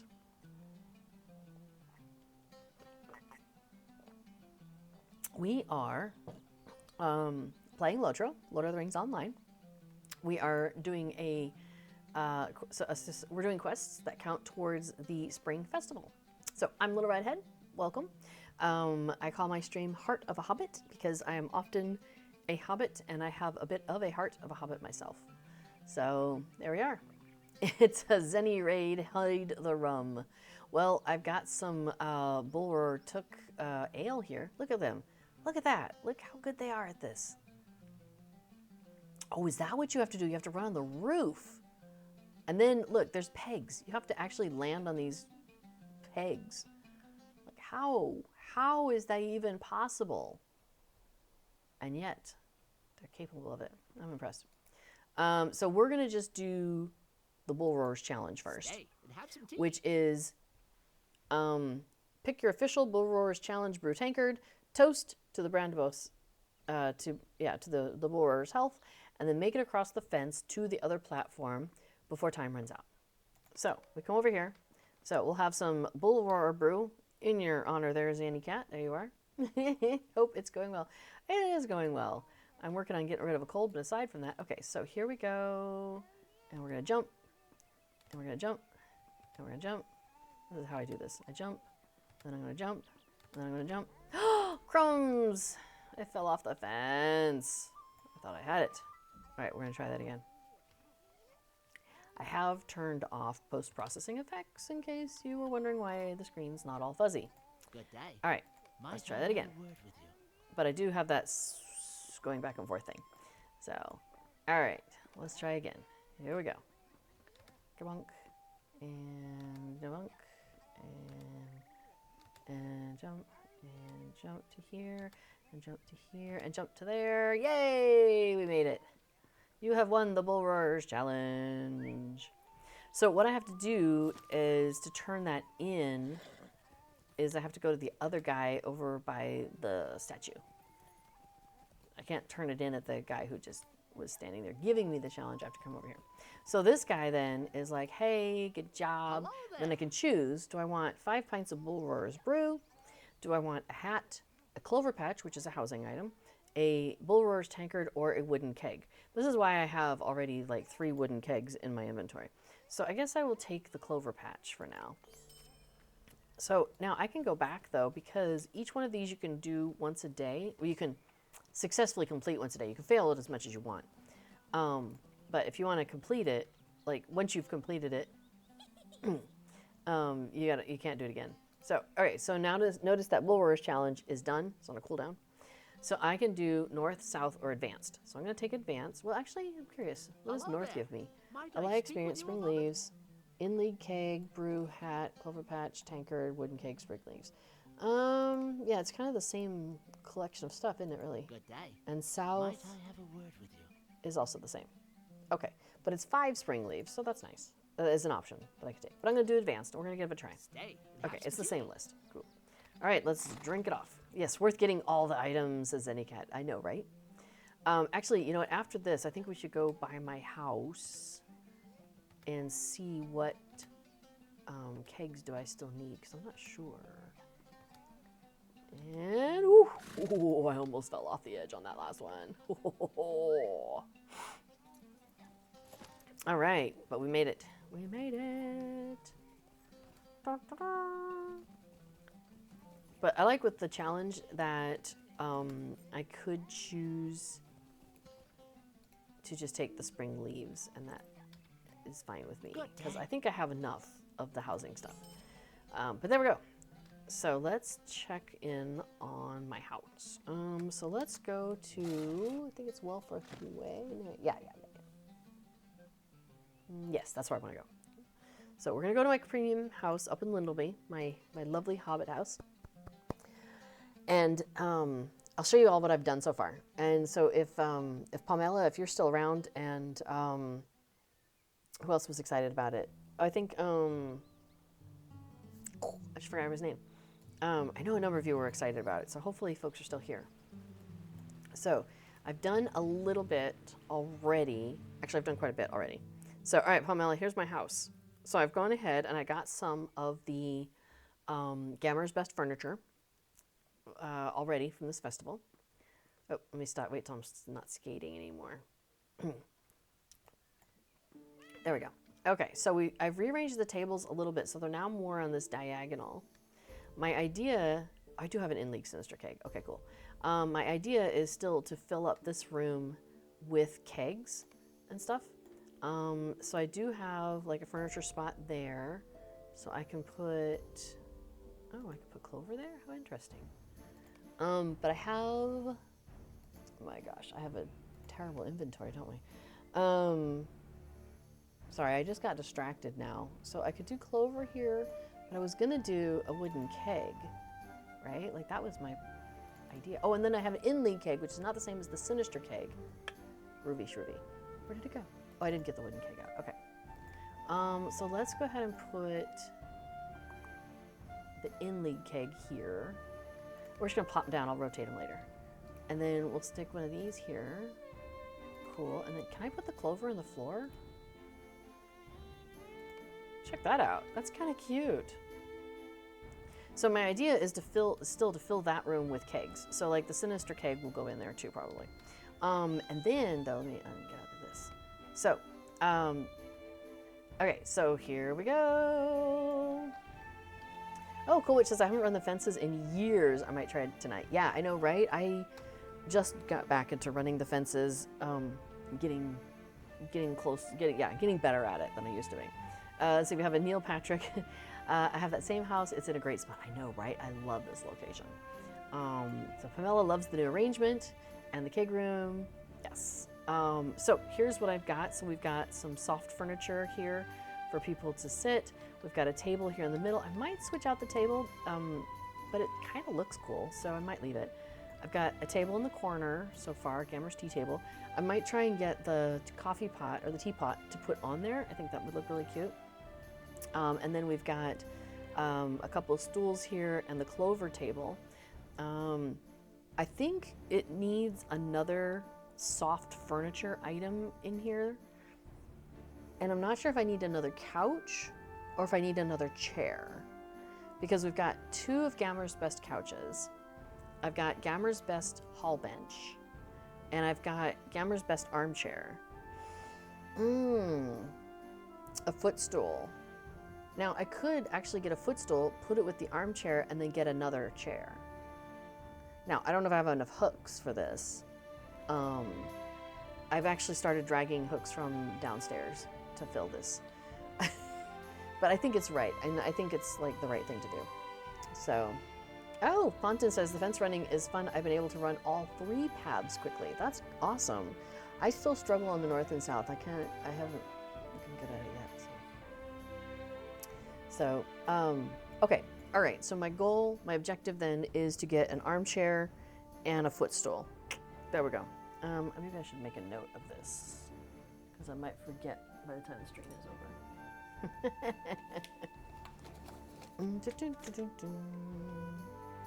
Yes, I know. I just made a noise by your head. So I was wondering what's the what, yo? Okay, so we decided armchair. Wow, my pen doesn't want to write. There we go. So we want another armchair, and we want a footstool. Okay, adding that to the list of things to get. Awesome. There we are. And then I think this room would be pretty close to ready. The only thing that's still not right is the flooring. And I cannot remember. I've done some flooring that I liked a lot better, and I just cannot remember what it was. And I'm thinking it must not be on this server. And so I'm going to need to pop over, I think it might have been on Landreval, that I came up with some better options for flooring that I liked for a Hobbit house. So I still need to figure that out. The other thing, though, is there are, well, okay, not seeing it here, but sometimes there's floor, oh yeah, there's one, there's a floor spot. So I could get like some sort of a rug. Oh my gosh, we were at a Hobbit party the one with the masks and stuff, they did some really cool stuff with their decorating, like some amazing stuff. Maybe I should just sneak back to their house and take a look. So there's a floor spot here that I could drag in. Like if I got a nice big rug that could go over there, that could be a thing. Because I've also got this floor space here, but it'd be nice to drag something into this area too. But then again, there's another floor. So okay, so I've got 3 floor spaces up here that I can still play with. Oh yeah, that's already taken. The wall spots, I think the walls are still a little bare. So I think that picture is super cute and is right, but I would love to get like something on these walls and something on these walls. But the problem is there's just not that many wall spaces. Wall hooks, like I've got the bunting in these. And let's see, are these both taken? Bunting, yeah. I think I've kind of used all the wall hooks that are in here. Oh, maybe this one's free. Nope, it's on another room. That's the other thing, is I've started kind of dragging some wall hooks from other, because I did the front hallway. I mean, you need all these in the front hallway. Like, the front hallway really needs this much stuff. Oh yeah, I've drug it in from there to get that wreath in here because it needed it. So, I don't know. I'm still debating how I'm going to get more stuff on the wall there. I did end up, yeah, Ponton says I have 2 empty rooms in my house, one with stuff but unfinished, right? And that's the thing, is like this whole area down here is just so empty. And so I've actually started dragging these things and using these hooks, like that's where the side table is. So I could do that and use some of these hooks up there potentially. It's just they only go so far, you know what I mean? Excuse me. But it is definitely coming together and I'm pretty happy about it. Yes, it looked fantastic at the Swayers Shindig, says Pamela. You think Demelza did that? Okay, awesome. Well, maybe I'll talk to Demelza about some of the stuff they got and maybe come take a look again because it was so good.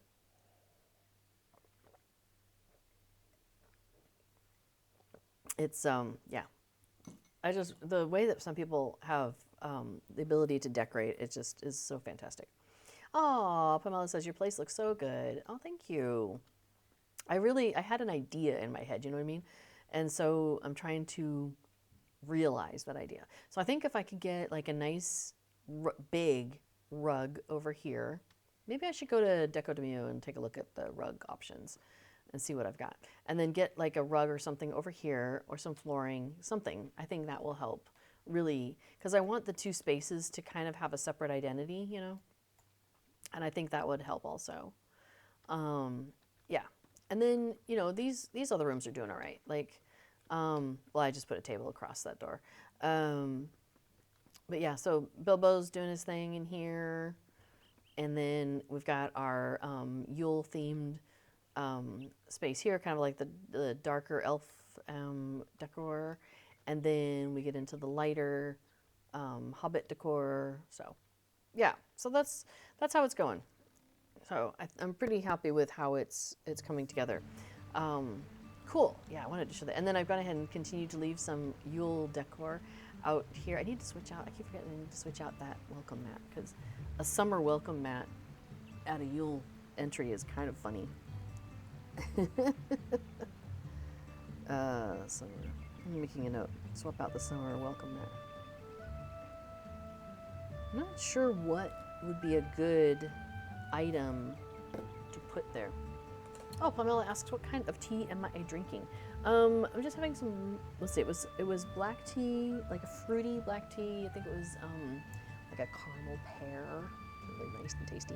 They had some really lovely combos like that over the holidays. And I did that with some honey on my throat, and I like honey. And also with like a little bit of milk in it to also kind of help coat my throat. Yeah, Ponton Finberry says that's what I did. Each room is different with a different identity. And I kind of enjoy that. Like, I like having the different zones have different ideas. So, oh yeah, Coolwitch says, that reminds me, I need to swap out Yule yard items for spring ones, spring items. That's a good point. There's some really cool trees that I might bring in. What have I used? I've used a lot of my yard hooks because I really like this that we got before these statues that came in LA Experience thing, and I was like, I used a bunch of the hooks over there, these guys.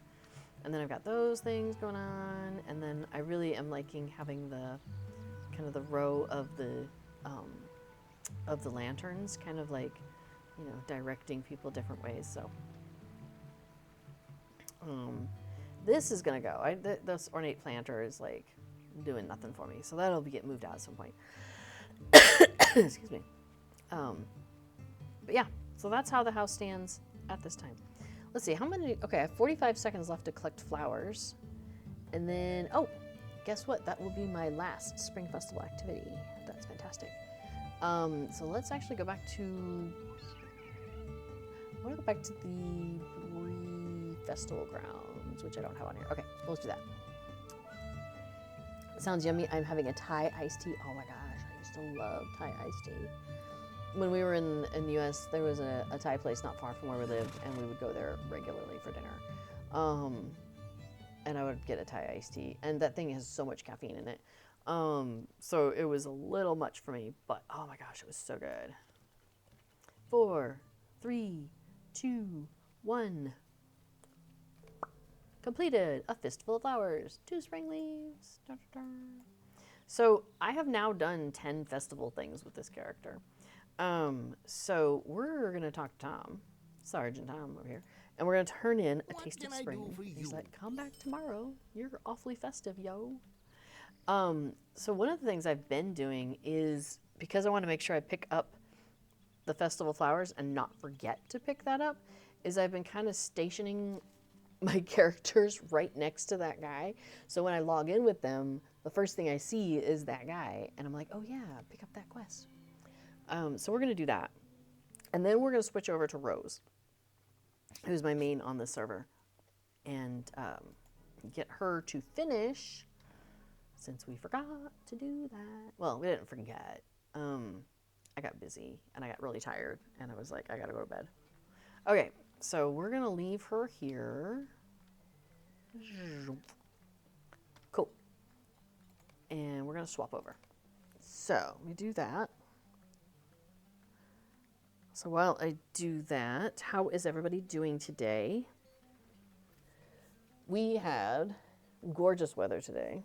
It was sunny, and it was like 16 out, and I went outside, and I had some little plants that I had put into. So a couple years ago, the local grocery store did a thing for kids where you got like this little cardboard container, and then you could put seeds in it, and there was like a little dirt pod you could get. You know, you put it with water, and it fluffs into a big thing of dirt, and you put it in there, and then you put the seed pods in there, and then you fill on top of it with dirt. So I had a bunch of those, and then I also had a bunch that were flowers, because the next year they did flowers. But I kept not actually getting them planted. So I finally did that last week when I was really sick, but I was like, I need to be active, you know, even when I'm sick.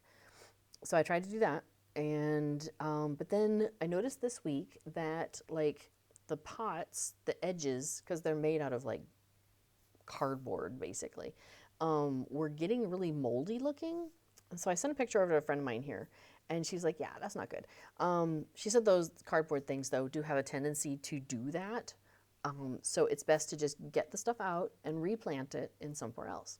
So I did that. So I took everything outside, and I just sat in the sun, and I repotted my stuff. So now it's in like a couple of containers, and I can put a lid on it if the cats are being obnoxious and want to get into it. So far, the cats haven't really noticed my little planting extravaganza happening over on the side. So I'm really happy about that. Oh, and crafting project. I'm making progress on my cardigan. So I'm at the point where we have 2 finished sleeves. Ta-da, ta-da. We have, I mean, a back. The back's been finished for quite a while, but that's what it looks like in total. The bottom, I did the band along the bottom, and now what I need to do is the front, where the buttons are gonna go. So I need to knit a band on one side for the buttons and a band on the other side for the buttonholes. So that's where we are with this project. So that's pretty exciting. It is really coming along, and I'm getting really close. So I think I'll be able to wear it this spring, like on, kind of cool days when I want an extra layer or something. I think it'll be really awesome. So, okay, so here we are with Rosenbloom. So I hope it was a lovely day where you all are, because it has been gorgeous today. I think it's supposed to be gorgeous again tomorrow, which is nice, because we're bicycling over with the cats in their carriers to go get their nails trimmed before everybody comes. Aw, Sandy says, you're getting so good at these. That looks very professional. Well, thank you. And Pamela, I agree. It looks professionally done. Looks so soft. It is soft. It is like 50% cotton and 50% wool, but it's like a nice soft wool. And it is really soft. I'm really looking forward to wearing it, just kind of like surrounding myself with it. Yeah, like, because I made this sweater, which is also very soft and very comfortable, but it doesn't look anywhere near as well put together as that. But that's okay, because like this was my first attempt at something like that. So I'm okay with it being, a bit funky. Let's see. Okay, so Rosenbloom here has completed 2 out of 10 festival activities. And actually, I'm thinking I could pop back over to Lolly's Market with her and pick up that quest. So we'll go do that real quick. So Just Right's had a sunny but cold, had a hard freeze last night. Oh, that was one of the reasons I've been so like putting off putting stuff out in the garden, because I kept thinking, oh, we're going to get another hard freeze. We're going to get another freeze. It's going to be freezing again. But I think we have possibly, knock wood, passed our overnight freezing days. It gets down to 3 and such, but I think we're done with like the overnight freeze. So that's pretty exciting for us, I think.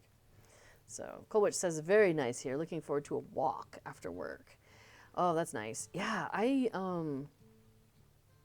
so I went to the doctor recently about a variety of things. And so one of the things she wants me to do is she wants me to lose weight, because doctors always want that. But to be fair, I'm not in great shape. So there's that. So she wants me to get like 30 minutes of activity a day. So I guess gardening kind of counts, although I was sitting down for a lot of it. But I was thinking about that today. I was like, man, going out for a walk would be nice. And I was riding my bike recently, my 3-wheeler bike. I rode it what was the first thing I did? I rode it like twice yesterday, because I went somewhere and then I came back, and then I went to a massage and I came back. That was nice. It was like deep tissue massage though, so I got some painful spots right now. Yeah. Sandy's, my only crafting lately has been putting together a desk, some shelves, all from kits.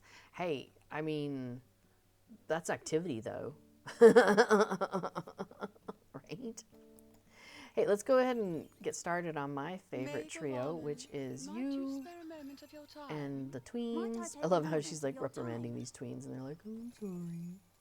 And some beers. Might I take a moment of your time? Yeah, work up a sweat. That's right. Nice.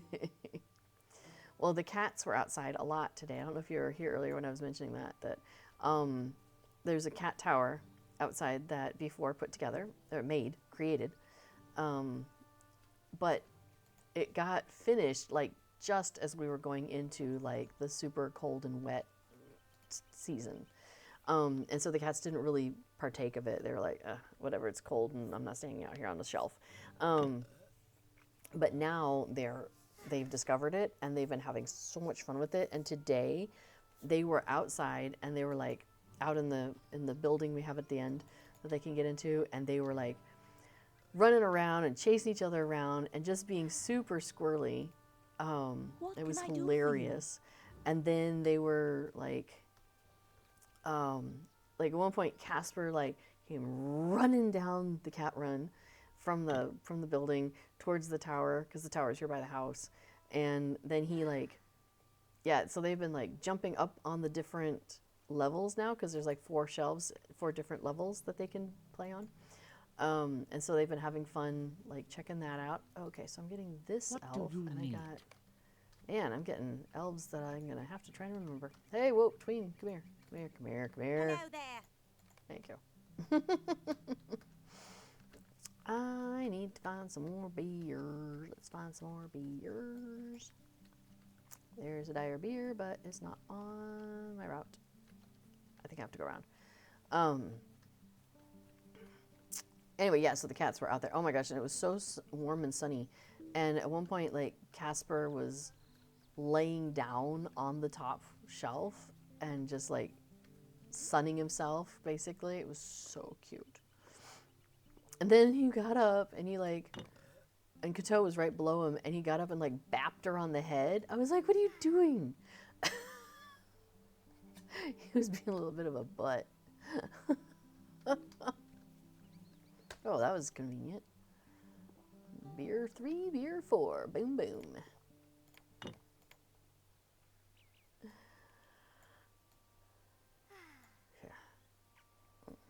Oh, exciting news for you this week. Sold your house. Oh my gosh. That's fantastic. Congratulations. Oh, let's see which elf is this. The middle elf. Okay. What do you need? So while waiting for paperwork, closing should be middle of April. It was on the market for about a week. Wow, that's amazing. Well, super congratulations to you. I hope you are getting from it everything that you want. You know, the financial aspect, the how soon it closes, all of that. I hope everything is definitely to your satisfaction. Come back here, tween. Oh, I missed the tween. Oh well. There's a beer over here. Where? I think it's on the other side of this. Oh, maybe it is here. Okay, this is the one at the end. Cool. Oh, that person just got it. Okie dokie. No worries. There'll be another. People will be leaving these things all over the place.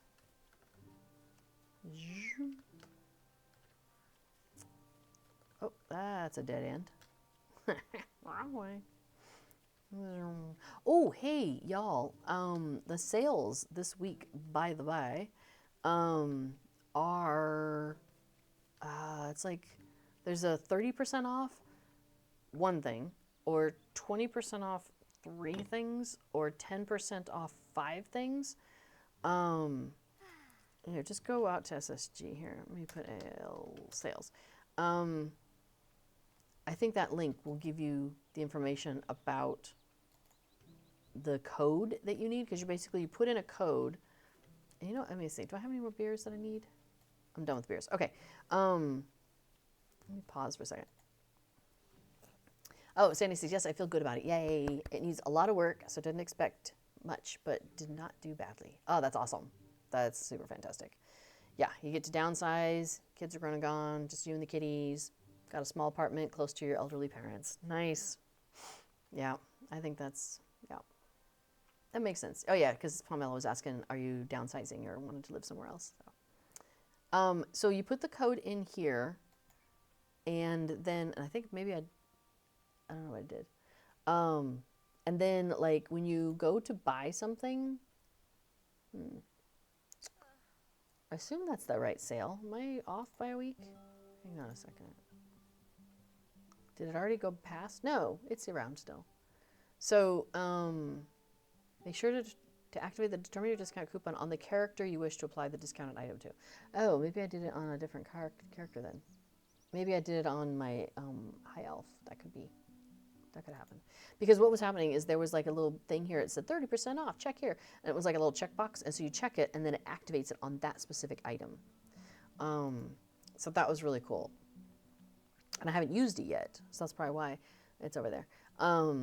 So I think if I were to use like the 10% off, it's still, the way they did this last time is you could use all of the codes. And so basically you could use 30% off on one thing.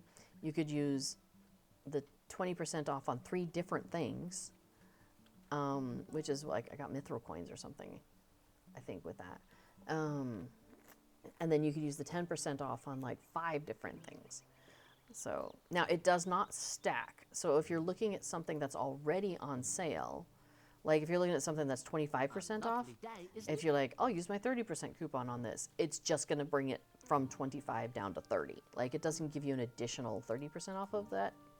It just takes it to 30% off. How do you do? Well, that was convenient. Is that going to happen again? I was like, I keep meaning to go away. The Jeff Pack says 23,000 Lotra points. Drool. Well, okay, so to be fair, I get 500 every month because I'm a subscriber. So there are months when I don't buy anything, and so it stacks up a little bit.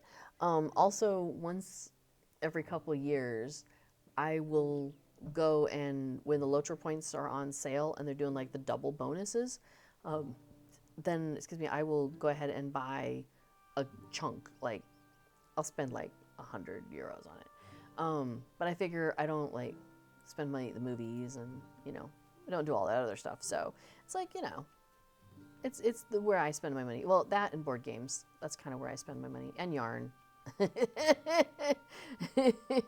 So, okay, maybe I spent my money on a few things, but I figure I'm an adult. My kids are gone. I can spend money on the fun things in life if I want to.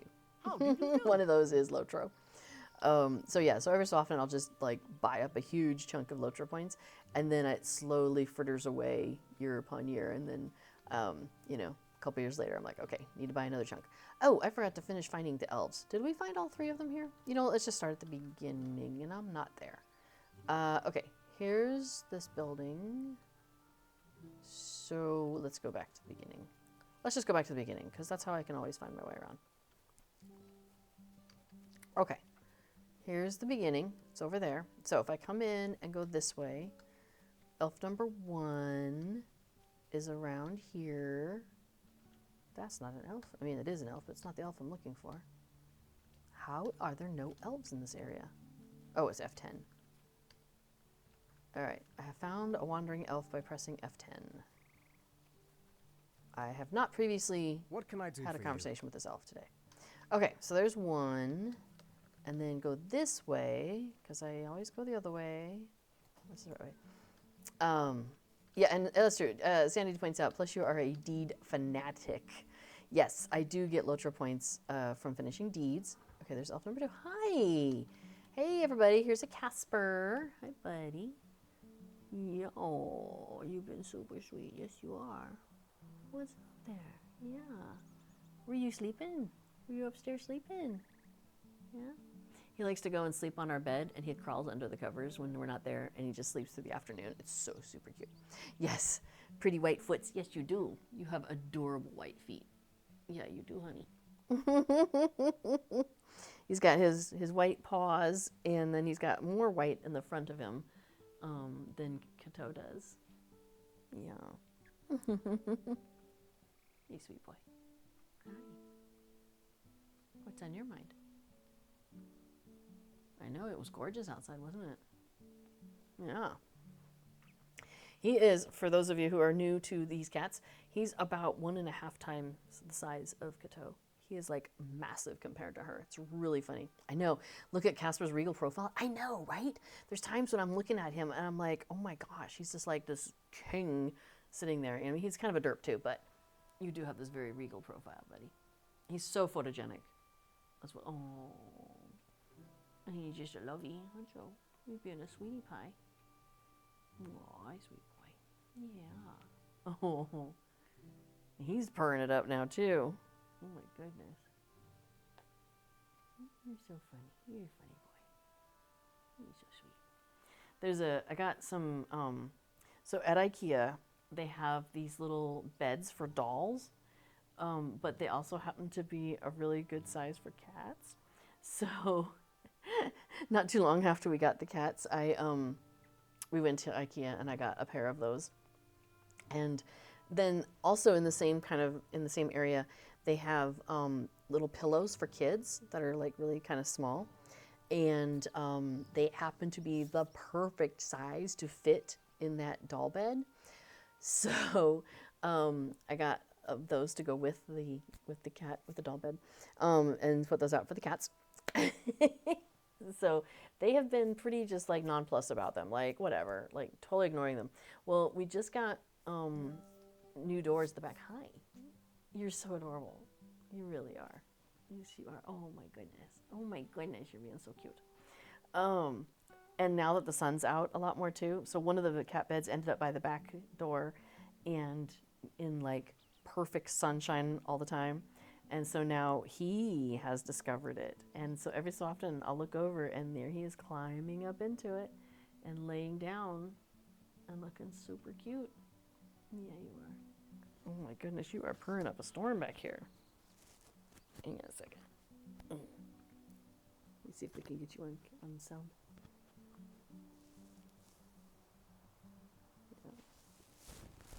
Yeah. Aw. You are so sweet. Oh, that's my microphone. Oh, thanks. Sandy, one of my cats is photogenic. The other is a black void. Jeff Pack says my dogs don't fit on my camera. Yeah, it is nice having small enough critters that can be seen on camera during stream. Guerend says regal derptitude is an honorable pastime, right? Yes, you are a regal derp. Yeah, you are. Oh. But you're a sweet regal derp. You're so sweet. Sometimes he's smart about things. Usually, though, he just does, he sees what Kato does, and then he's like, oh, that's an idea. I'll try that. So, yes, the kitty purrs are so cute. Good morning to Doranel. Good morning to you. It is actually evening, well, coming into evening here where I am in the Netherlands. Where's that other elf? I think, did we already find this one? Oops, they're not there. Let's keep moving on. Okay, so we saw that. We talked to that guy. How many elves are we missing? We're missing one. I think I did do the one in the corner. We'll just check and make sure we've gotten all three of them in this area. Yeah, okay, we have. So we need to go to the north side. Okay, we'll go to the north and see how we're doing. And you know what? Actually, we're going to go just to check, because maybe I didn't find that one at the end of the little hallway, the dead end. I might not have gone and talked to her. So let's go check with her first anyway. So yes, the Jeff Pack, he's like, yes, let me give you content for your stream. I know, right? The cats are very accommodating in that regard. I didn't set up the cat cam today because with the moving of the furniture and stuff, I haven't, oh, it is her. We haven't set it back up. Because when the cat bed fell, I felt so bad because Kato was finally sleeping in it again, and then it fell, and I was like, oh no, she's never gonna sleep in it again. But then she did. Like I've got it resecured and rearranged, and she seems to be. In fact, she's over there currently lying down with like an arm, leg, like laying out and stuff. And yeah, she's being very cute. So all right, so maybe by the time next time streaming. So just a reminder, Before is not streaming today. We are both not streaming next week because we have family in town. So we're going to be busy running to Amsterdam and taking them to the big city of Arnhem nearby, and all the fun things that you do when you get family coming to visit, right?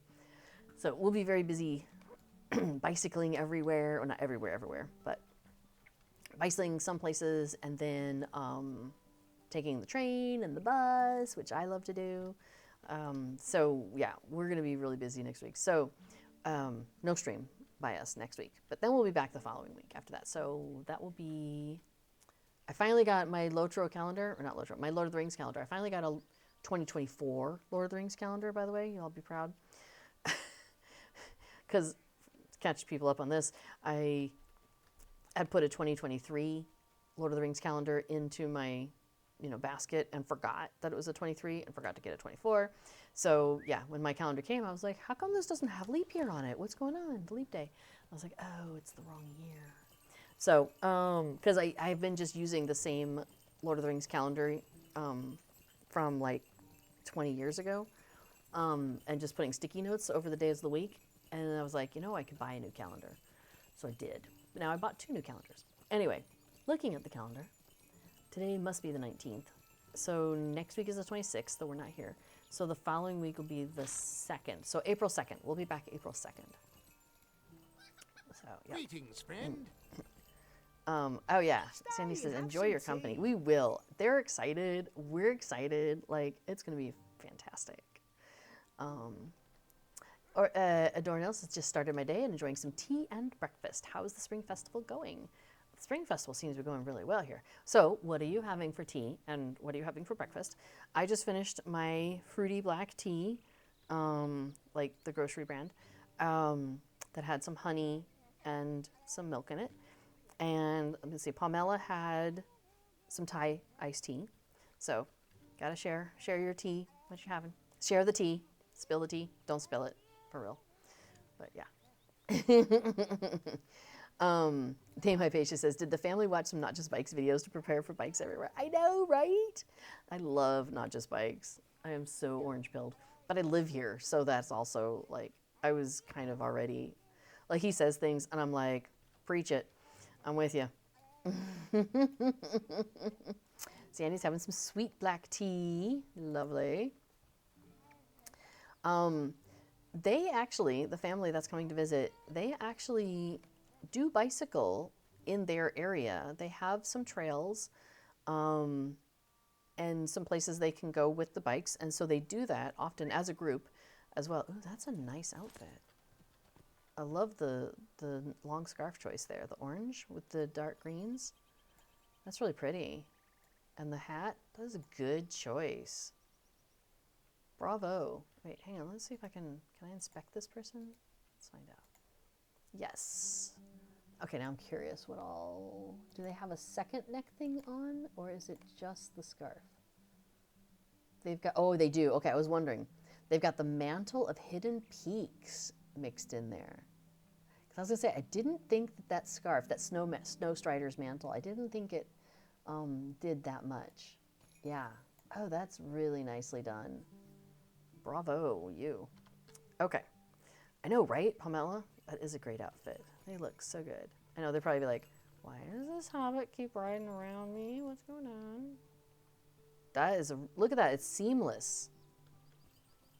It's so good. You know what, I'm gonna message this person and tell them that like I love their outfit. Hang on a second.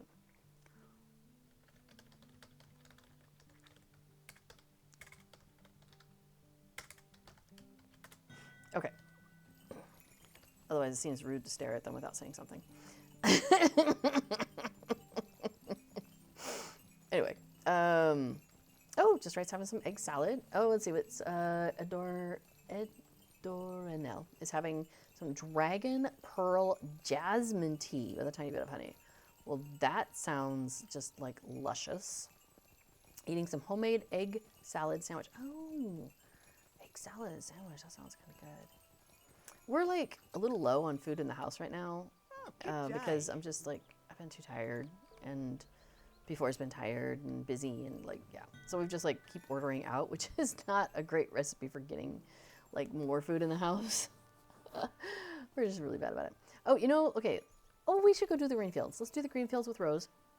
Do I have, yes, I do. Let's go there. Sandy, I always feel so awkward when I inspect people. It makes me sad when I go to inspect somebody and they're anonymous and so I can't like pick out the pieces of their outfit. Like if there's something that I'm looking at it and I can't quite figure out what it is, it makes me sad and I'm like, oh, because I don't want to bug them then at that point because I figure, okay, they're anonymous for a reason. Like, you know, maybe they don't want people copying their outfits or whatever. You know what I mean? I'm like, okay, fine. All right, so we'll try the bull roar challenge. Could I take a moment of your time? Anyway, I don't think we have any eggs. Or an egg salad sandwich would be nice, though. I have a half of a salad that I started that I really should finish, so I'll probably do that. I was telling before that, I'm like, I don't want to eat the salad. I saw myself falling off it before I did it. I'm like, I just don't want to eat the rest of that salad. And I was like, I'll probably gag when I eat it because I just don't want it. And he's like, well, put on a picture of food that you do want. And then just think about that while you're eating the salad. You're like, this lasagna feels so leafy. I don't know why. I was like, that's not a bad idea, actually. I might do that. Oh, yeah, we made it.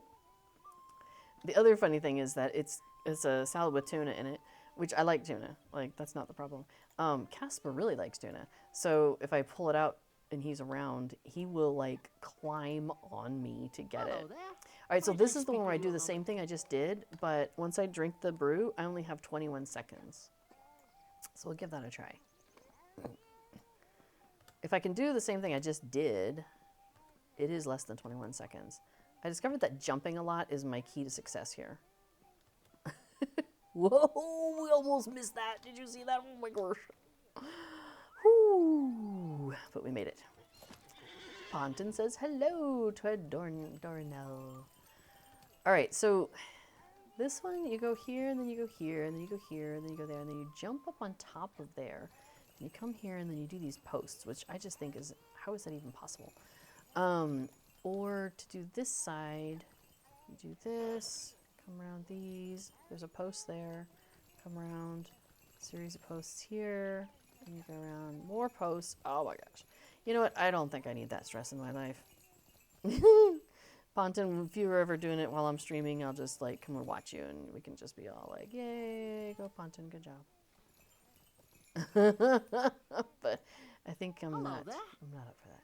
I think I'll get another clover patch though, because now that I know that I can use Good those day. in my house, that's kind of fun. Oh, sorry, I did not select a reward. You are correct. I'm gonna get some spring leaves because those are more flexible. Okay, so now that I'm at 9 out of 10 things. In 35 minutes, the flower one will finish. But we can, in the meantime, go do some shrews. So, oh, you know what? We didn't do the things over on the other side. Let's go do, actually, I know, words. I'm not completing my thoughts. We didn't do the horse race or the drinks delivery. We didn't do those. So let's do them. Anyway, I don't know what I'm having for dinner aside from the salad that I'm going to pretend is lasagna. I was thinking, so here's a funny thing, is I've discovered that I don't really like, well, not like isn't quite the right word. I still like red sauce, like spaghetti sauce, but it doesn't like bring me the joy that it used to. And sometimes like I get heartburn or something from it. Whereas white sauce, pretty happy with that. So I made lasagna recently because I use gluten-free noodles, and there was a grocery store near a friend of mine, and it was changing from like whatever brand it is to a different brand, like from one chain to another. Excuse me. And so they were selling off their whole gluten-free section, which, I mean, it makes it sound bigger than it was. Like, but it's an area you can look at, right? And so he like messaged me. It was so cute. He messages and he's like, you know, what would you like me to pick up for you from, you know, what you see in this picture? And I started going through it and I was like, oh, I want that. Oh, and yeah, that'd be great. Oh, and those too. Yeah, I eat those. Oh, yeah, and I eat those too. And oh, I've never tried that, but that sounds good. And then I was like, so I started circling it, and I was like, just give me all of it. And he was like, wait, you want all of this? I was like, yeah. So I ended up with more lasagna noodles than I already had, which was kind of cool. And I was like, okay, I should make lasagna one of these days. Oh, hey, that person said thank you. I think I should let them know that I'm streaming and stop to look.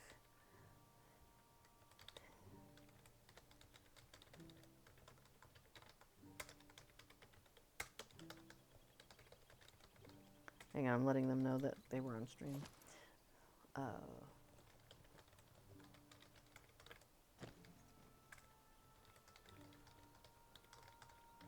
I let them know that multiple people really appreciated what they put together for their outfit. Could I speak with you a moment? Okay, so let's grab a pony. Anyway, so I made some lasagna. I did it like I normally do, which is a recipe that I found a couple years ago, which is just like your generic, like, and it's like make a meat sauce, and so it's like the meat and spaghetti sauce, and then you have that for one layer, and you have the noodles for one layer, and then you have like cheese that's a layer, and you can like mix cheese and make like a bechamel sauce, or you can just like layer the cheese or whatever, and you just kind of do layer, like that kind of thing. But I found that I'm like putting less meat and more vegetables in every time. And then it reminded me that back in the U.S. there was a frozen, a frozen gluten-free lasagna that I used to eat. That was like a vegetable lasagna, and it was so good. It was like spinach and God, I forgot what else was in there, but it was so tasty. I'm like, why don't I do that one of these days? So now I'm like, can I be I of need to make another service? lasagna sometime soon. So one of these days I will do that. Make like a white sauce, vegetable, gluten-free lasagna. And I think if I can get that to come together, it might push me over that edge of, like, because it takes forever to make lasagna, it feels like. Ooh, this is one of the Spring Festival mounts, too. Here, we'll look this up in a minute, but, oh, that's gorgeous. Isn't that so pretty? I love that one. So bright, too. So, as the way they do with mounts in the festivals, in case if this is not something you've seen before, is that usually they'll have, like, a mount that is the new one for that festival, and then the one that was the one last year's new one is still available for festival tokens. But then as you move away from that, you can still buy the older ones, but they're only available for mithril coins, which is another reason why I'm saving up on Lotra points, because I want to buy mithril coins to be able to buy more of these festival mounts that are already gone. So this is one of the ones I've been considering getting. I don't think Rosenblum has this one. So let me check with the guy who's standing under the horse at this point. How can I be of Because you can service? look at, I love how they have the different categories. So Spring Festival, Steeds, Mithril, and that one is, I had to look at this up the other day. Let's see, so we'll just go in here into the mounts. I don't think it's the symbol one. Symbol mean pony? Nope.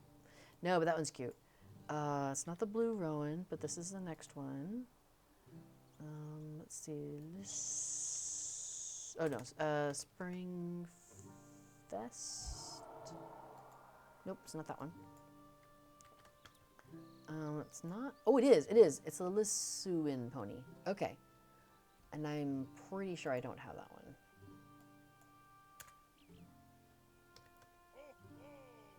Yeah, I don't have it. Not on this character, at least. Man, that's bright, isn't it? So pretty. That's nice. Oh, oops, I should have kept on him. Okay, cool. Taste of Spring. What can Let's I turn do this for in. you? Let's filter that out. Okay, so now we're done there. Now, the funny thing is I'm going to log out and switch over to a different character. Actually, let me start that process because she's my main, and so she has so many deeds and things done that it takes a little longer for her to log out. That's one of the things that Lotra has discovered, that SSG realized, that is that the more quests and deeds that you have done, the larger your character file gets, and so it takes longer. Ooh, I wonder if they made a change. That didn't take long at all. Oh, it's still taking a while. Okay, now it's doing the thing. That's okay. Let's see. Sandy says, I tried a new recipe last night. Alfredo sauce, chicken, mozzarella, and Parmesan cheese over spaghetti. Various spices. Really good. Oh, that sounds really tasty. Oh, you know, now that you remind me, I do have some gluten-free, like, wide noodles, like Alfredo noodles. And sometimes I'll just keep a jar of Alfredo sauce, like, you know, in the cupboard for emergencies. Although, do we have Parmesan? I wonder if I could just make an Alfredo sauce. Because it's like Parmesan and milk, right? And butter. I would be able to just make something. Although at that point, why don't I just put, like, plop some butter on, plop some Parmesan on, stir it up, throw it in the microwave. I may be a little tired still. So Tellurian says, since 2020, most of the mounts are available, even if the festival, even if the festival where they were introduced is more than 2 years gone. Yeah, so that's what I was trying to say. I may not have worded it great. That's true, though. That didn't used to be the case. But now, yeah, it seems like if a mount was available during a festival, you can buy it for mithril coins during that festival. So that's really cool. So you can get, yeah, the old ones, because there's deeds for some of these festival mounts. Hey, check out my high elf. Look, I put her in the River Hobbit outfit with a few accents from other things. But isn't that fun? I think it looks really good on her. I was surprised at how good it looks on the high elf. Tolarian says, it was for a very long time that the new mount was cheaper the year after, and then Mithril anytime later. Oh, yeah. Well, as the mount moves from current festival to previous festival, does it get cheaper, or does it stay at the regular price? No, I can't remember. We can take a look when we get in here. So I've already actually come in with Narni here. This is my high elf on this server. Oop, excuse me. So Narna is in the 50s. Oh, my tea's all gone. I think that means I should stop streaming in not too long too. Narna is level 57. So when she gets legendary item experience, it's it goes further on the legendary item reward track than if Rosenbloom earns it or if Adamantia earns it. So I will try to show you an example. So right now it's I'm halfway through 27 almost. So let's go do, so she's already done all 10 of hers. So you see that Sergeant Tom underneath there, his ring is full because I've already done her 10 quests. But what I can do is send myself over to Dooland, which is where the shrew stomping is.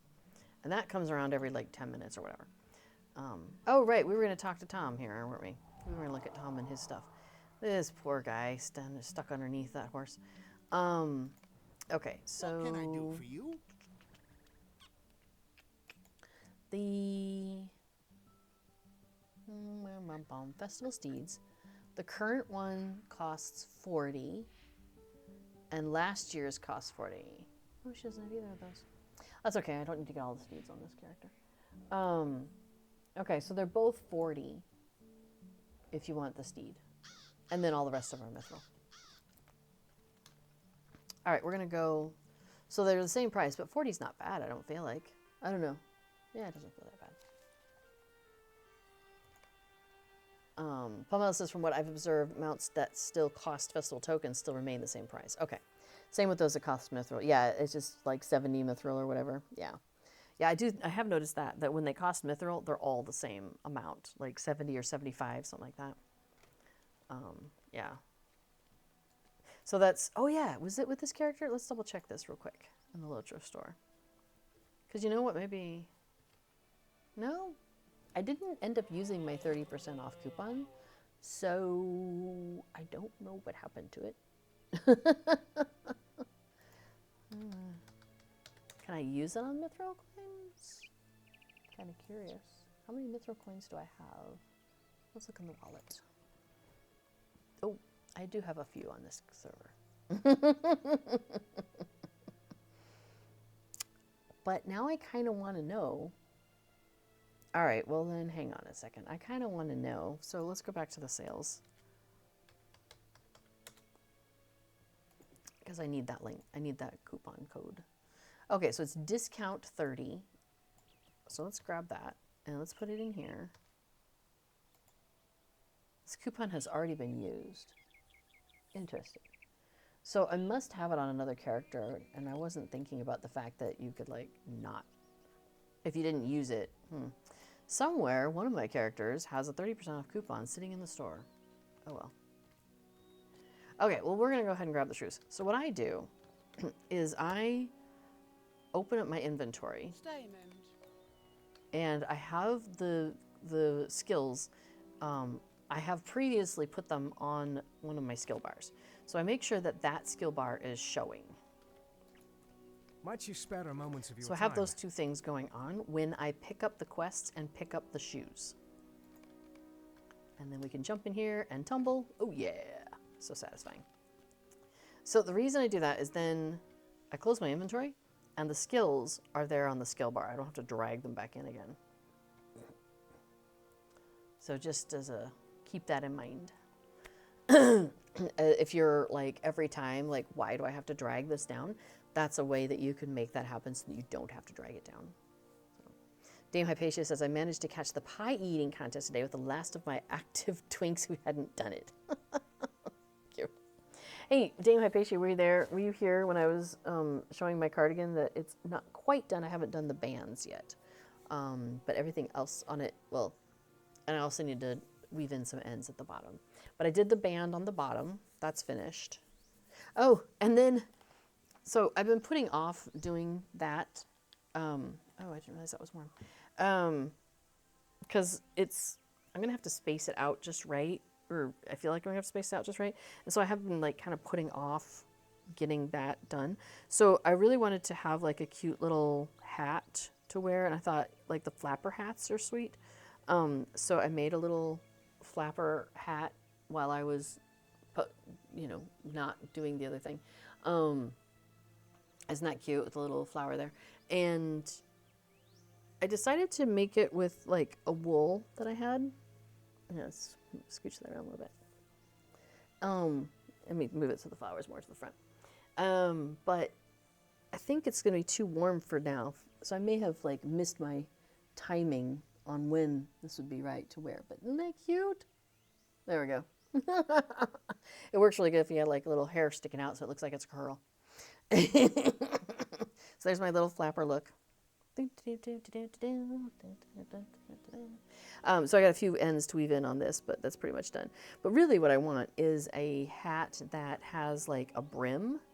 So I've got a different hat that I'm going to probably make. And it's actually, I'm considering doing it with the same material that I made this with, because when that yarn came out, so TL Yarn Crafts, also known as Tony Lipsy, she is like super amazing with crochet stuff online. She like teaches how to do things and makes great videos on YouTube, and she sells patterns, and she's great.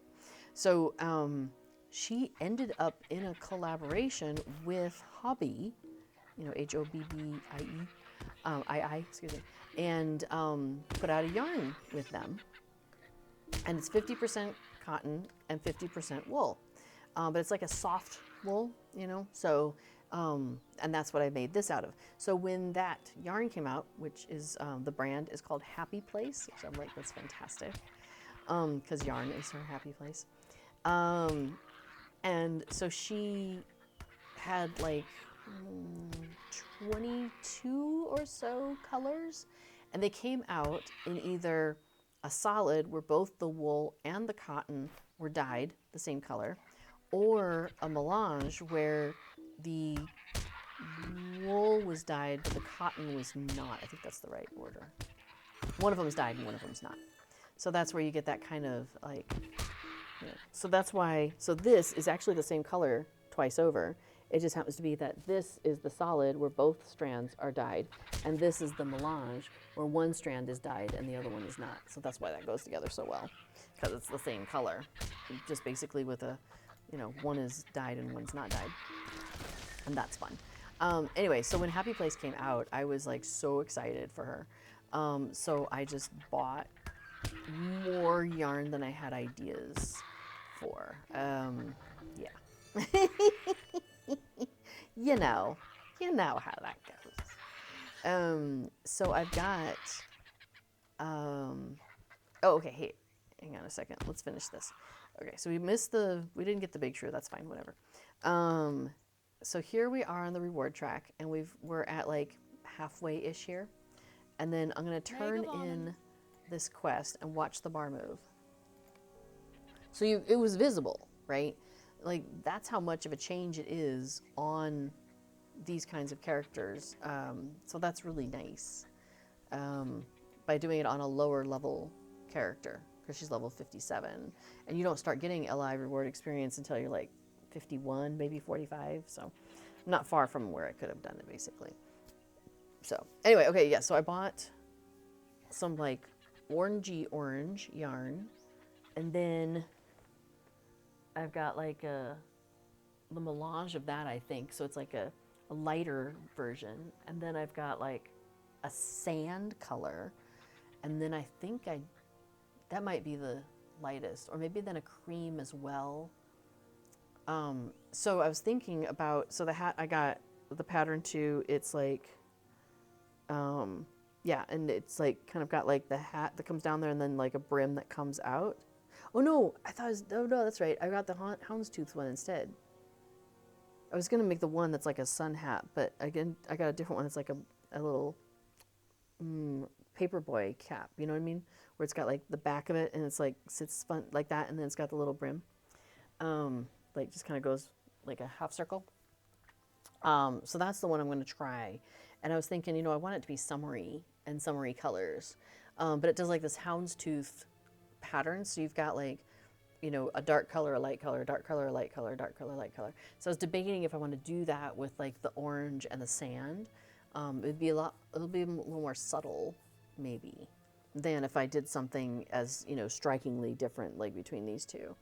So I'm debating I haven't started that yet, but I'm thinking I might want to get that going soon because it's, when it's sunny out, I really wish I had a hat, even though if I have my sunglasses on, I still wish I had a hat on to kind of catch that extra. Anyway, so that was cool. Yeah, so I'm gonna hopefully get that started because the family that's coming, we have a crafter in that group, and then myself and before are also crafters. So, you know, the idea of having like craft projects on the go is nice.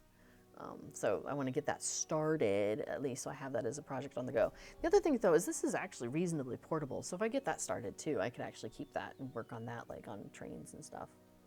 So yeah, Dame Hypatia says hat plus gloves are tricky to get the right warming factor.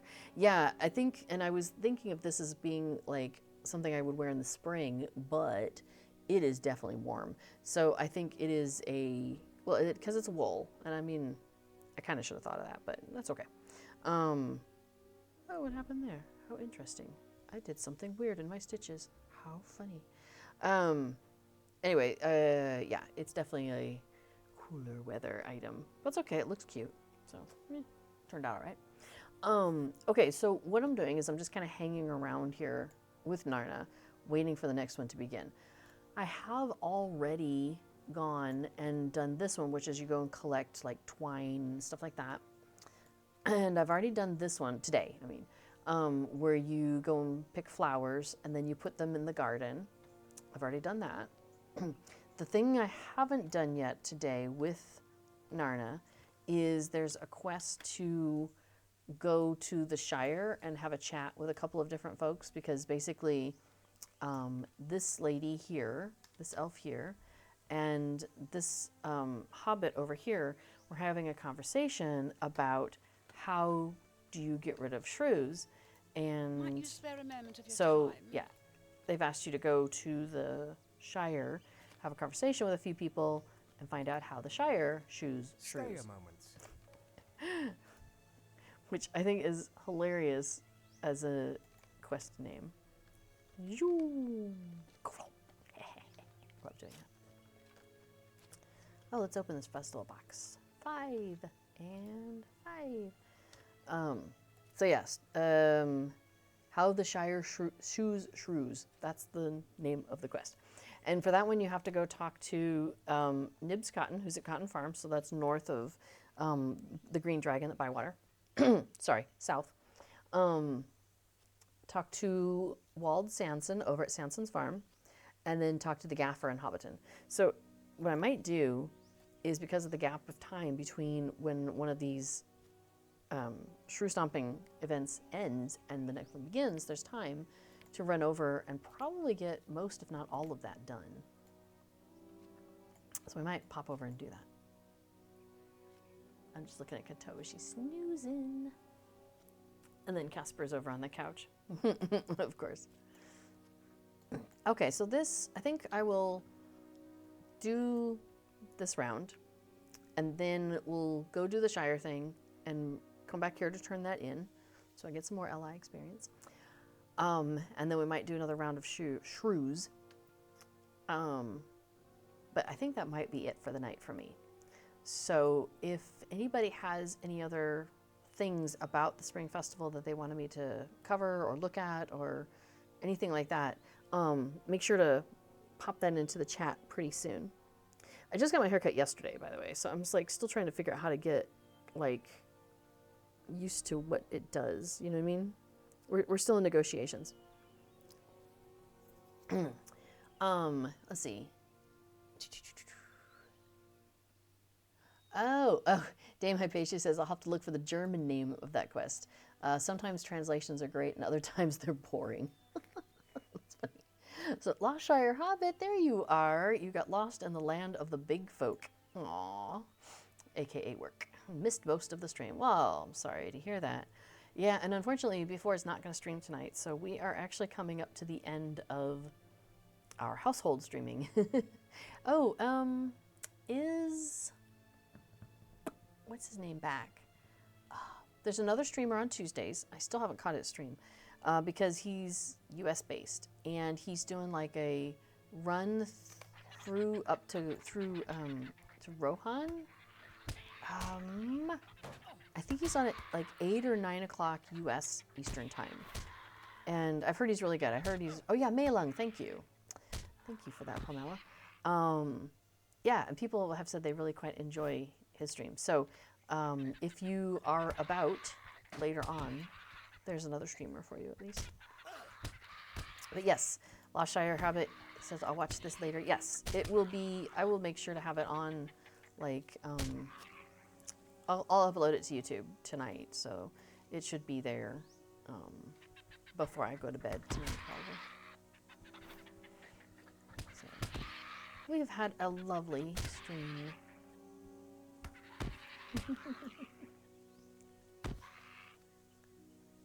And unfortunately, I am still a little under the weather, so my throat is a little scratchy. But I have tried to remember to mute before I cough. I am mostly successful.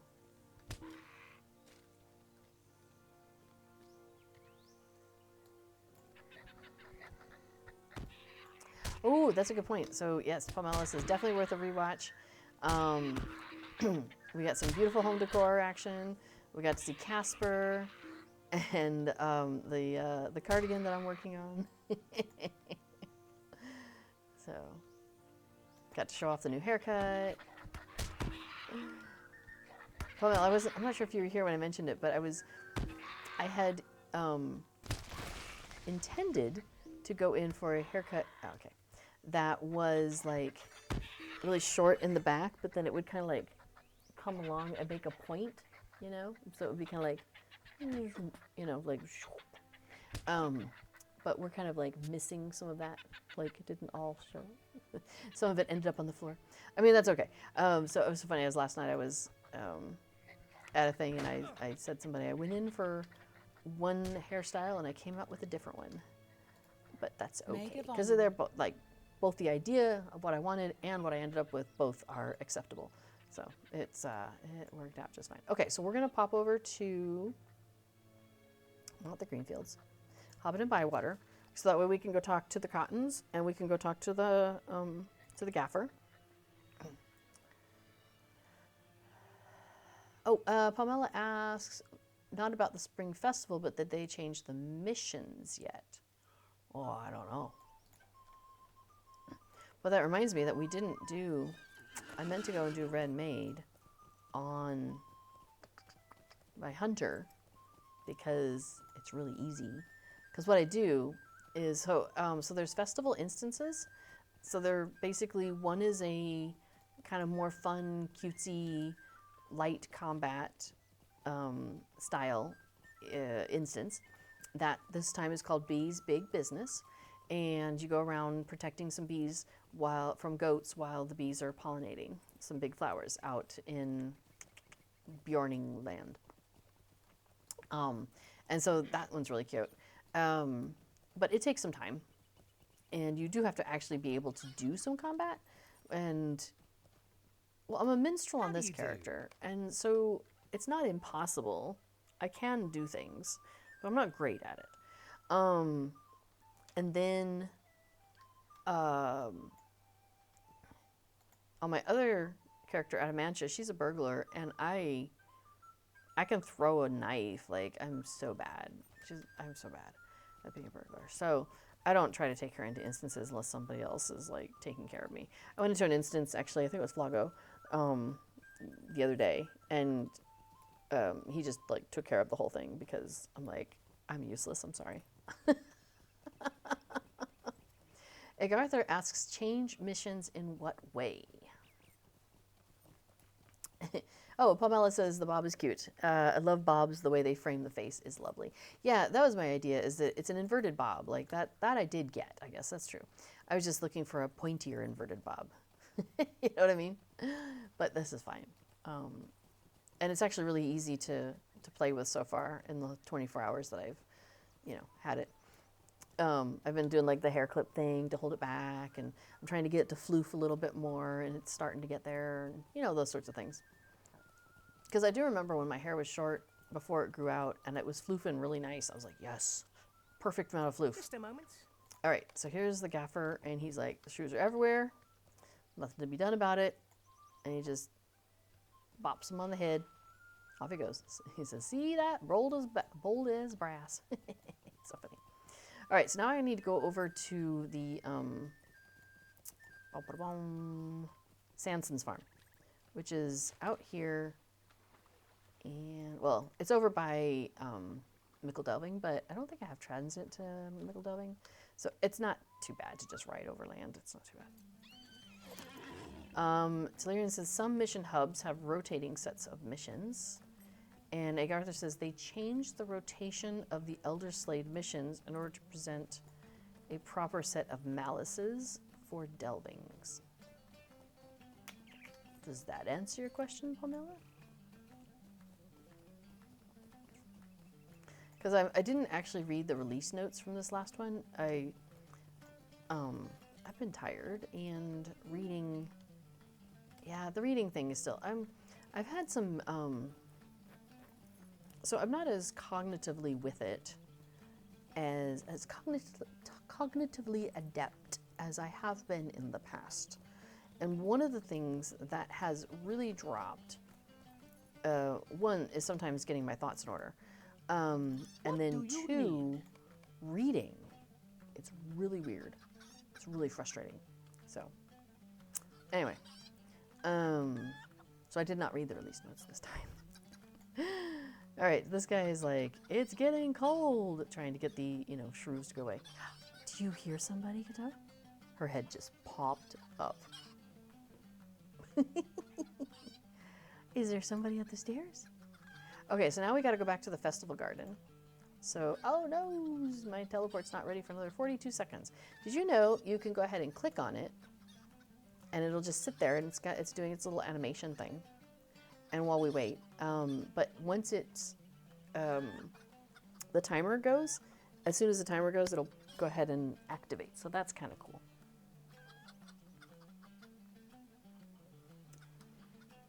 Honey, are you nearby? There was a bunch of talk in the chat about Festival Buddy 2 regarding the German client. And, it's way back there. But it was... I was like, okay, I'm going to have to copy and paste this out. Because... Awesome. Okay, cool. Because I think it was it Telerian? Yeah, was super excited. So, okay. So there you go. There's some background for y'all. Okay, did you see that, how like I just left it going and then it sent us off, so that was kind of fun. But we may have missed our shrew round, but that's okay. Sandy says, my daughter and I were just talking about our brain fog this past year. She blames new baby and lack of sleep, but she has had COVID 3 times, so it makes me wonder. Yeah, the COVID thing. Oh, we didn't miss it yet. Hang on. Let's grab that and grab our boots. We'll turn in the quest afterwards. How much time do we have left here? Grab that. Stay a moment. Grab the boots. So I have my window open because the townsperson over here is the one who says, it'll begin in 1 minute. And then they say, it'll begin in 10 seconds, like that. And so I can kind of like keep an eye on that so I know how soon it's going to get going. So, Tellurian says, I always complain about the lack of support for German client. But you seem to complain in English. Like, if you were complaining in German, would that sound much different? I mean, obviously, it would be a different language. Would you be more forceful about your complaining? Would it be like... Before says SSG would probably not pay as much attention. Or the plugin developers. Because they might not speak German. I think that's fair. Hey, let's go get a shrew or two if we can catch them. Gotta catch a shrew. All right. Yeah, Sandy, a friend of ours has long COVID, and she also is experiencing some brain fog issues. And so we will be playing Lotro with her, and she's like, are you sure you don't have long COVID? I'm like, as far as I know, I don't know. Like, and I brought this up to the doctor, and basically her response was, well, it doesn't necessarily matter if I've had COVID or not. Like, if I have long COVID or not, it seems like it's nothing you can do about it. It was kind of the way she seemed to be talking about it. I'm not sure.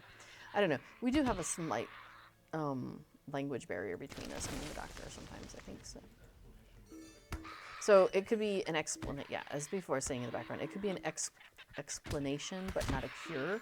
But I still feel like, I don't know, like, would that not help us learn something? Is there nothing we could do? I don't know. I don't know. All right, anyway, so we're going to do this last round of shrews. We'll turn in that other quest, and then we're going to call it a day.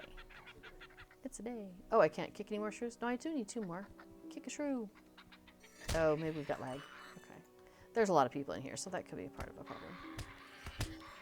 Okay. Good luck. Okay, so I have everything on. So here's an interesting thing. So you saw that I kicked the big shrew. If somebody else had kicked it at the same time, we actually both get credit. We both get to talk to this guy. How can I be and of we service? both would get a Spring Festival box. So that's kind of cool. I like that that's a possibility. Because there was one time, oh, it's the person with the cool outfit. What do you need? There was one time when I got it, and before said I got it, and I was like, ha ha ha, that's funny. And he was like, no, I really did. And I was like, no, I really did. Yeah, so as it turns out, it's a possibility that you can do that. Look at that outfit, it's so good. Okay, now I'm kind of curious, like, oops. Do they have other cool outfits too? All right, we're gonna see if they have other cool outfits also. Not bad. Oh, that's a nice striking blue, isn't it? That's pretty. That's the one we're looking at. We love that one. Nice, pointy. I do feel bad with my character, Narna, on this server right now because her outfits are terrible. I have not finished fleshing out her outfits. So she's got like 2 or 3 that are good, and like the other 3 or 4 or whatever are like half done. I'm like, I hope nobody inspects me because I don't look good. How can I be of service? All right. So we finish that quest with her. And that gives us that. All right. So the nice thing is I can just keep standing down here and do this over and over and over, and it will continue giving me ally reward experience. So sometimes I'll do that, like if I have other things I'm doing, like cooking dinner or working on something, I'll just leave this open, the Lotro, and hang out here in the festival garden and just, you know, on a regular basis, go and do another shrew thing. So that is a path to, you know, getting more ally experience and accumulating a bunch of the festival tokens if you are looking to do that also. So, oh right, I was going to show you Red Maid. You know what? Okay, let me see if I can show you Red Maid as a minstrel real quick. I did forget. I did want to show you that. So in the instance finder, you go to the seasonal and spring, and there's 2.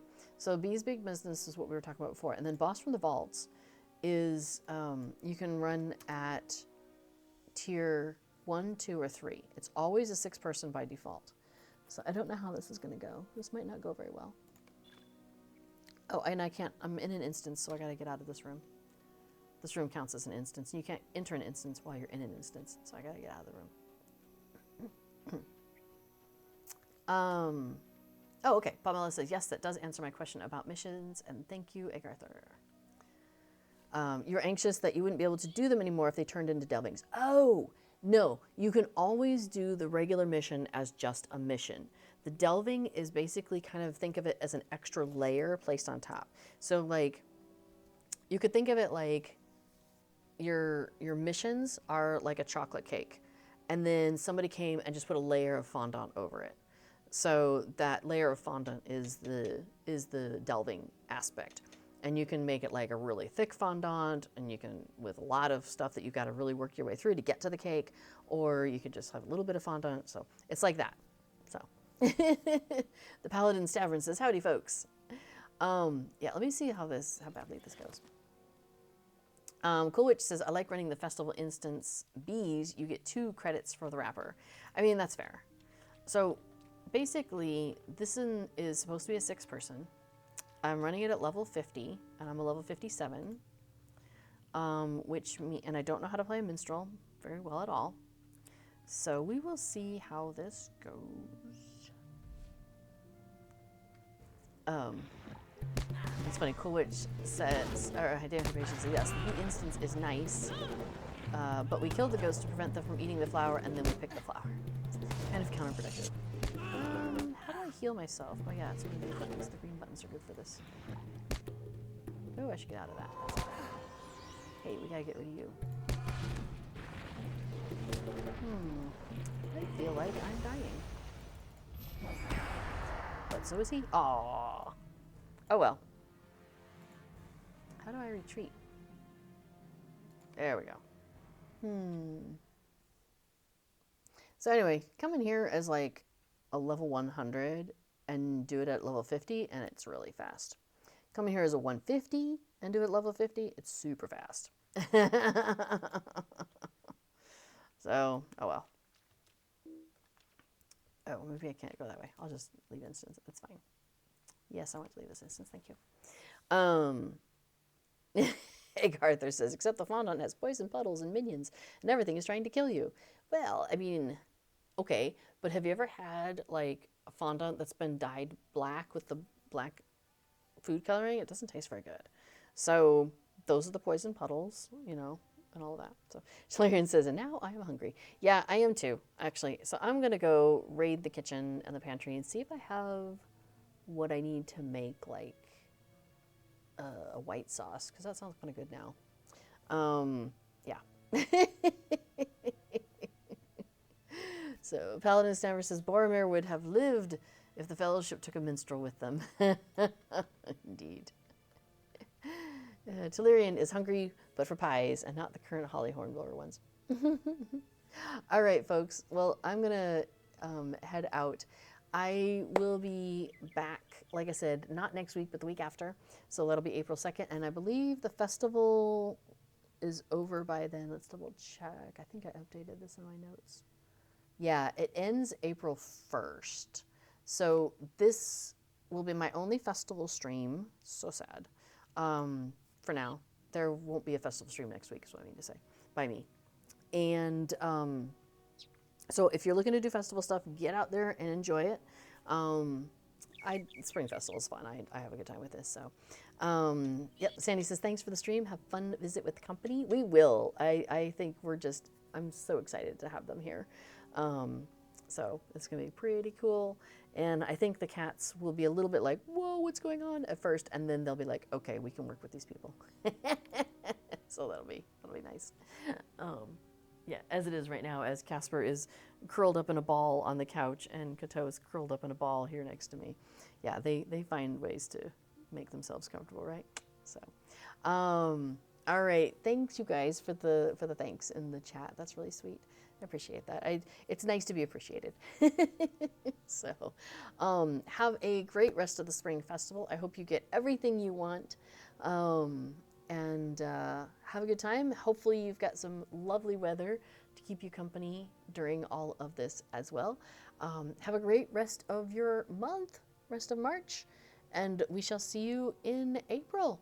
Oh, don't forget, there's that April Fool's chicken run where you can run through the Ettenmoors as a chicken and probably earn the title the Fool, I believe.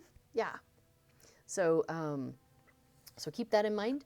Don't miss out on that because that was so much fun when they did that last year. I had a great time. Oops, there's a bug.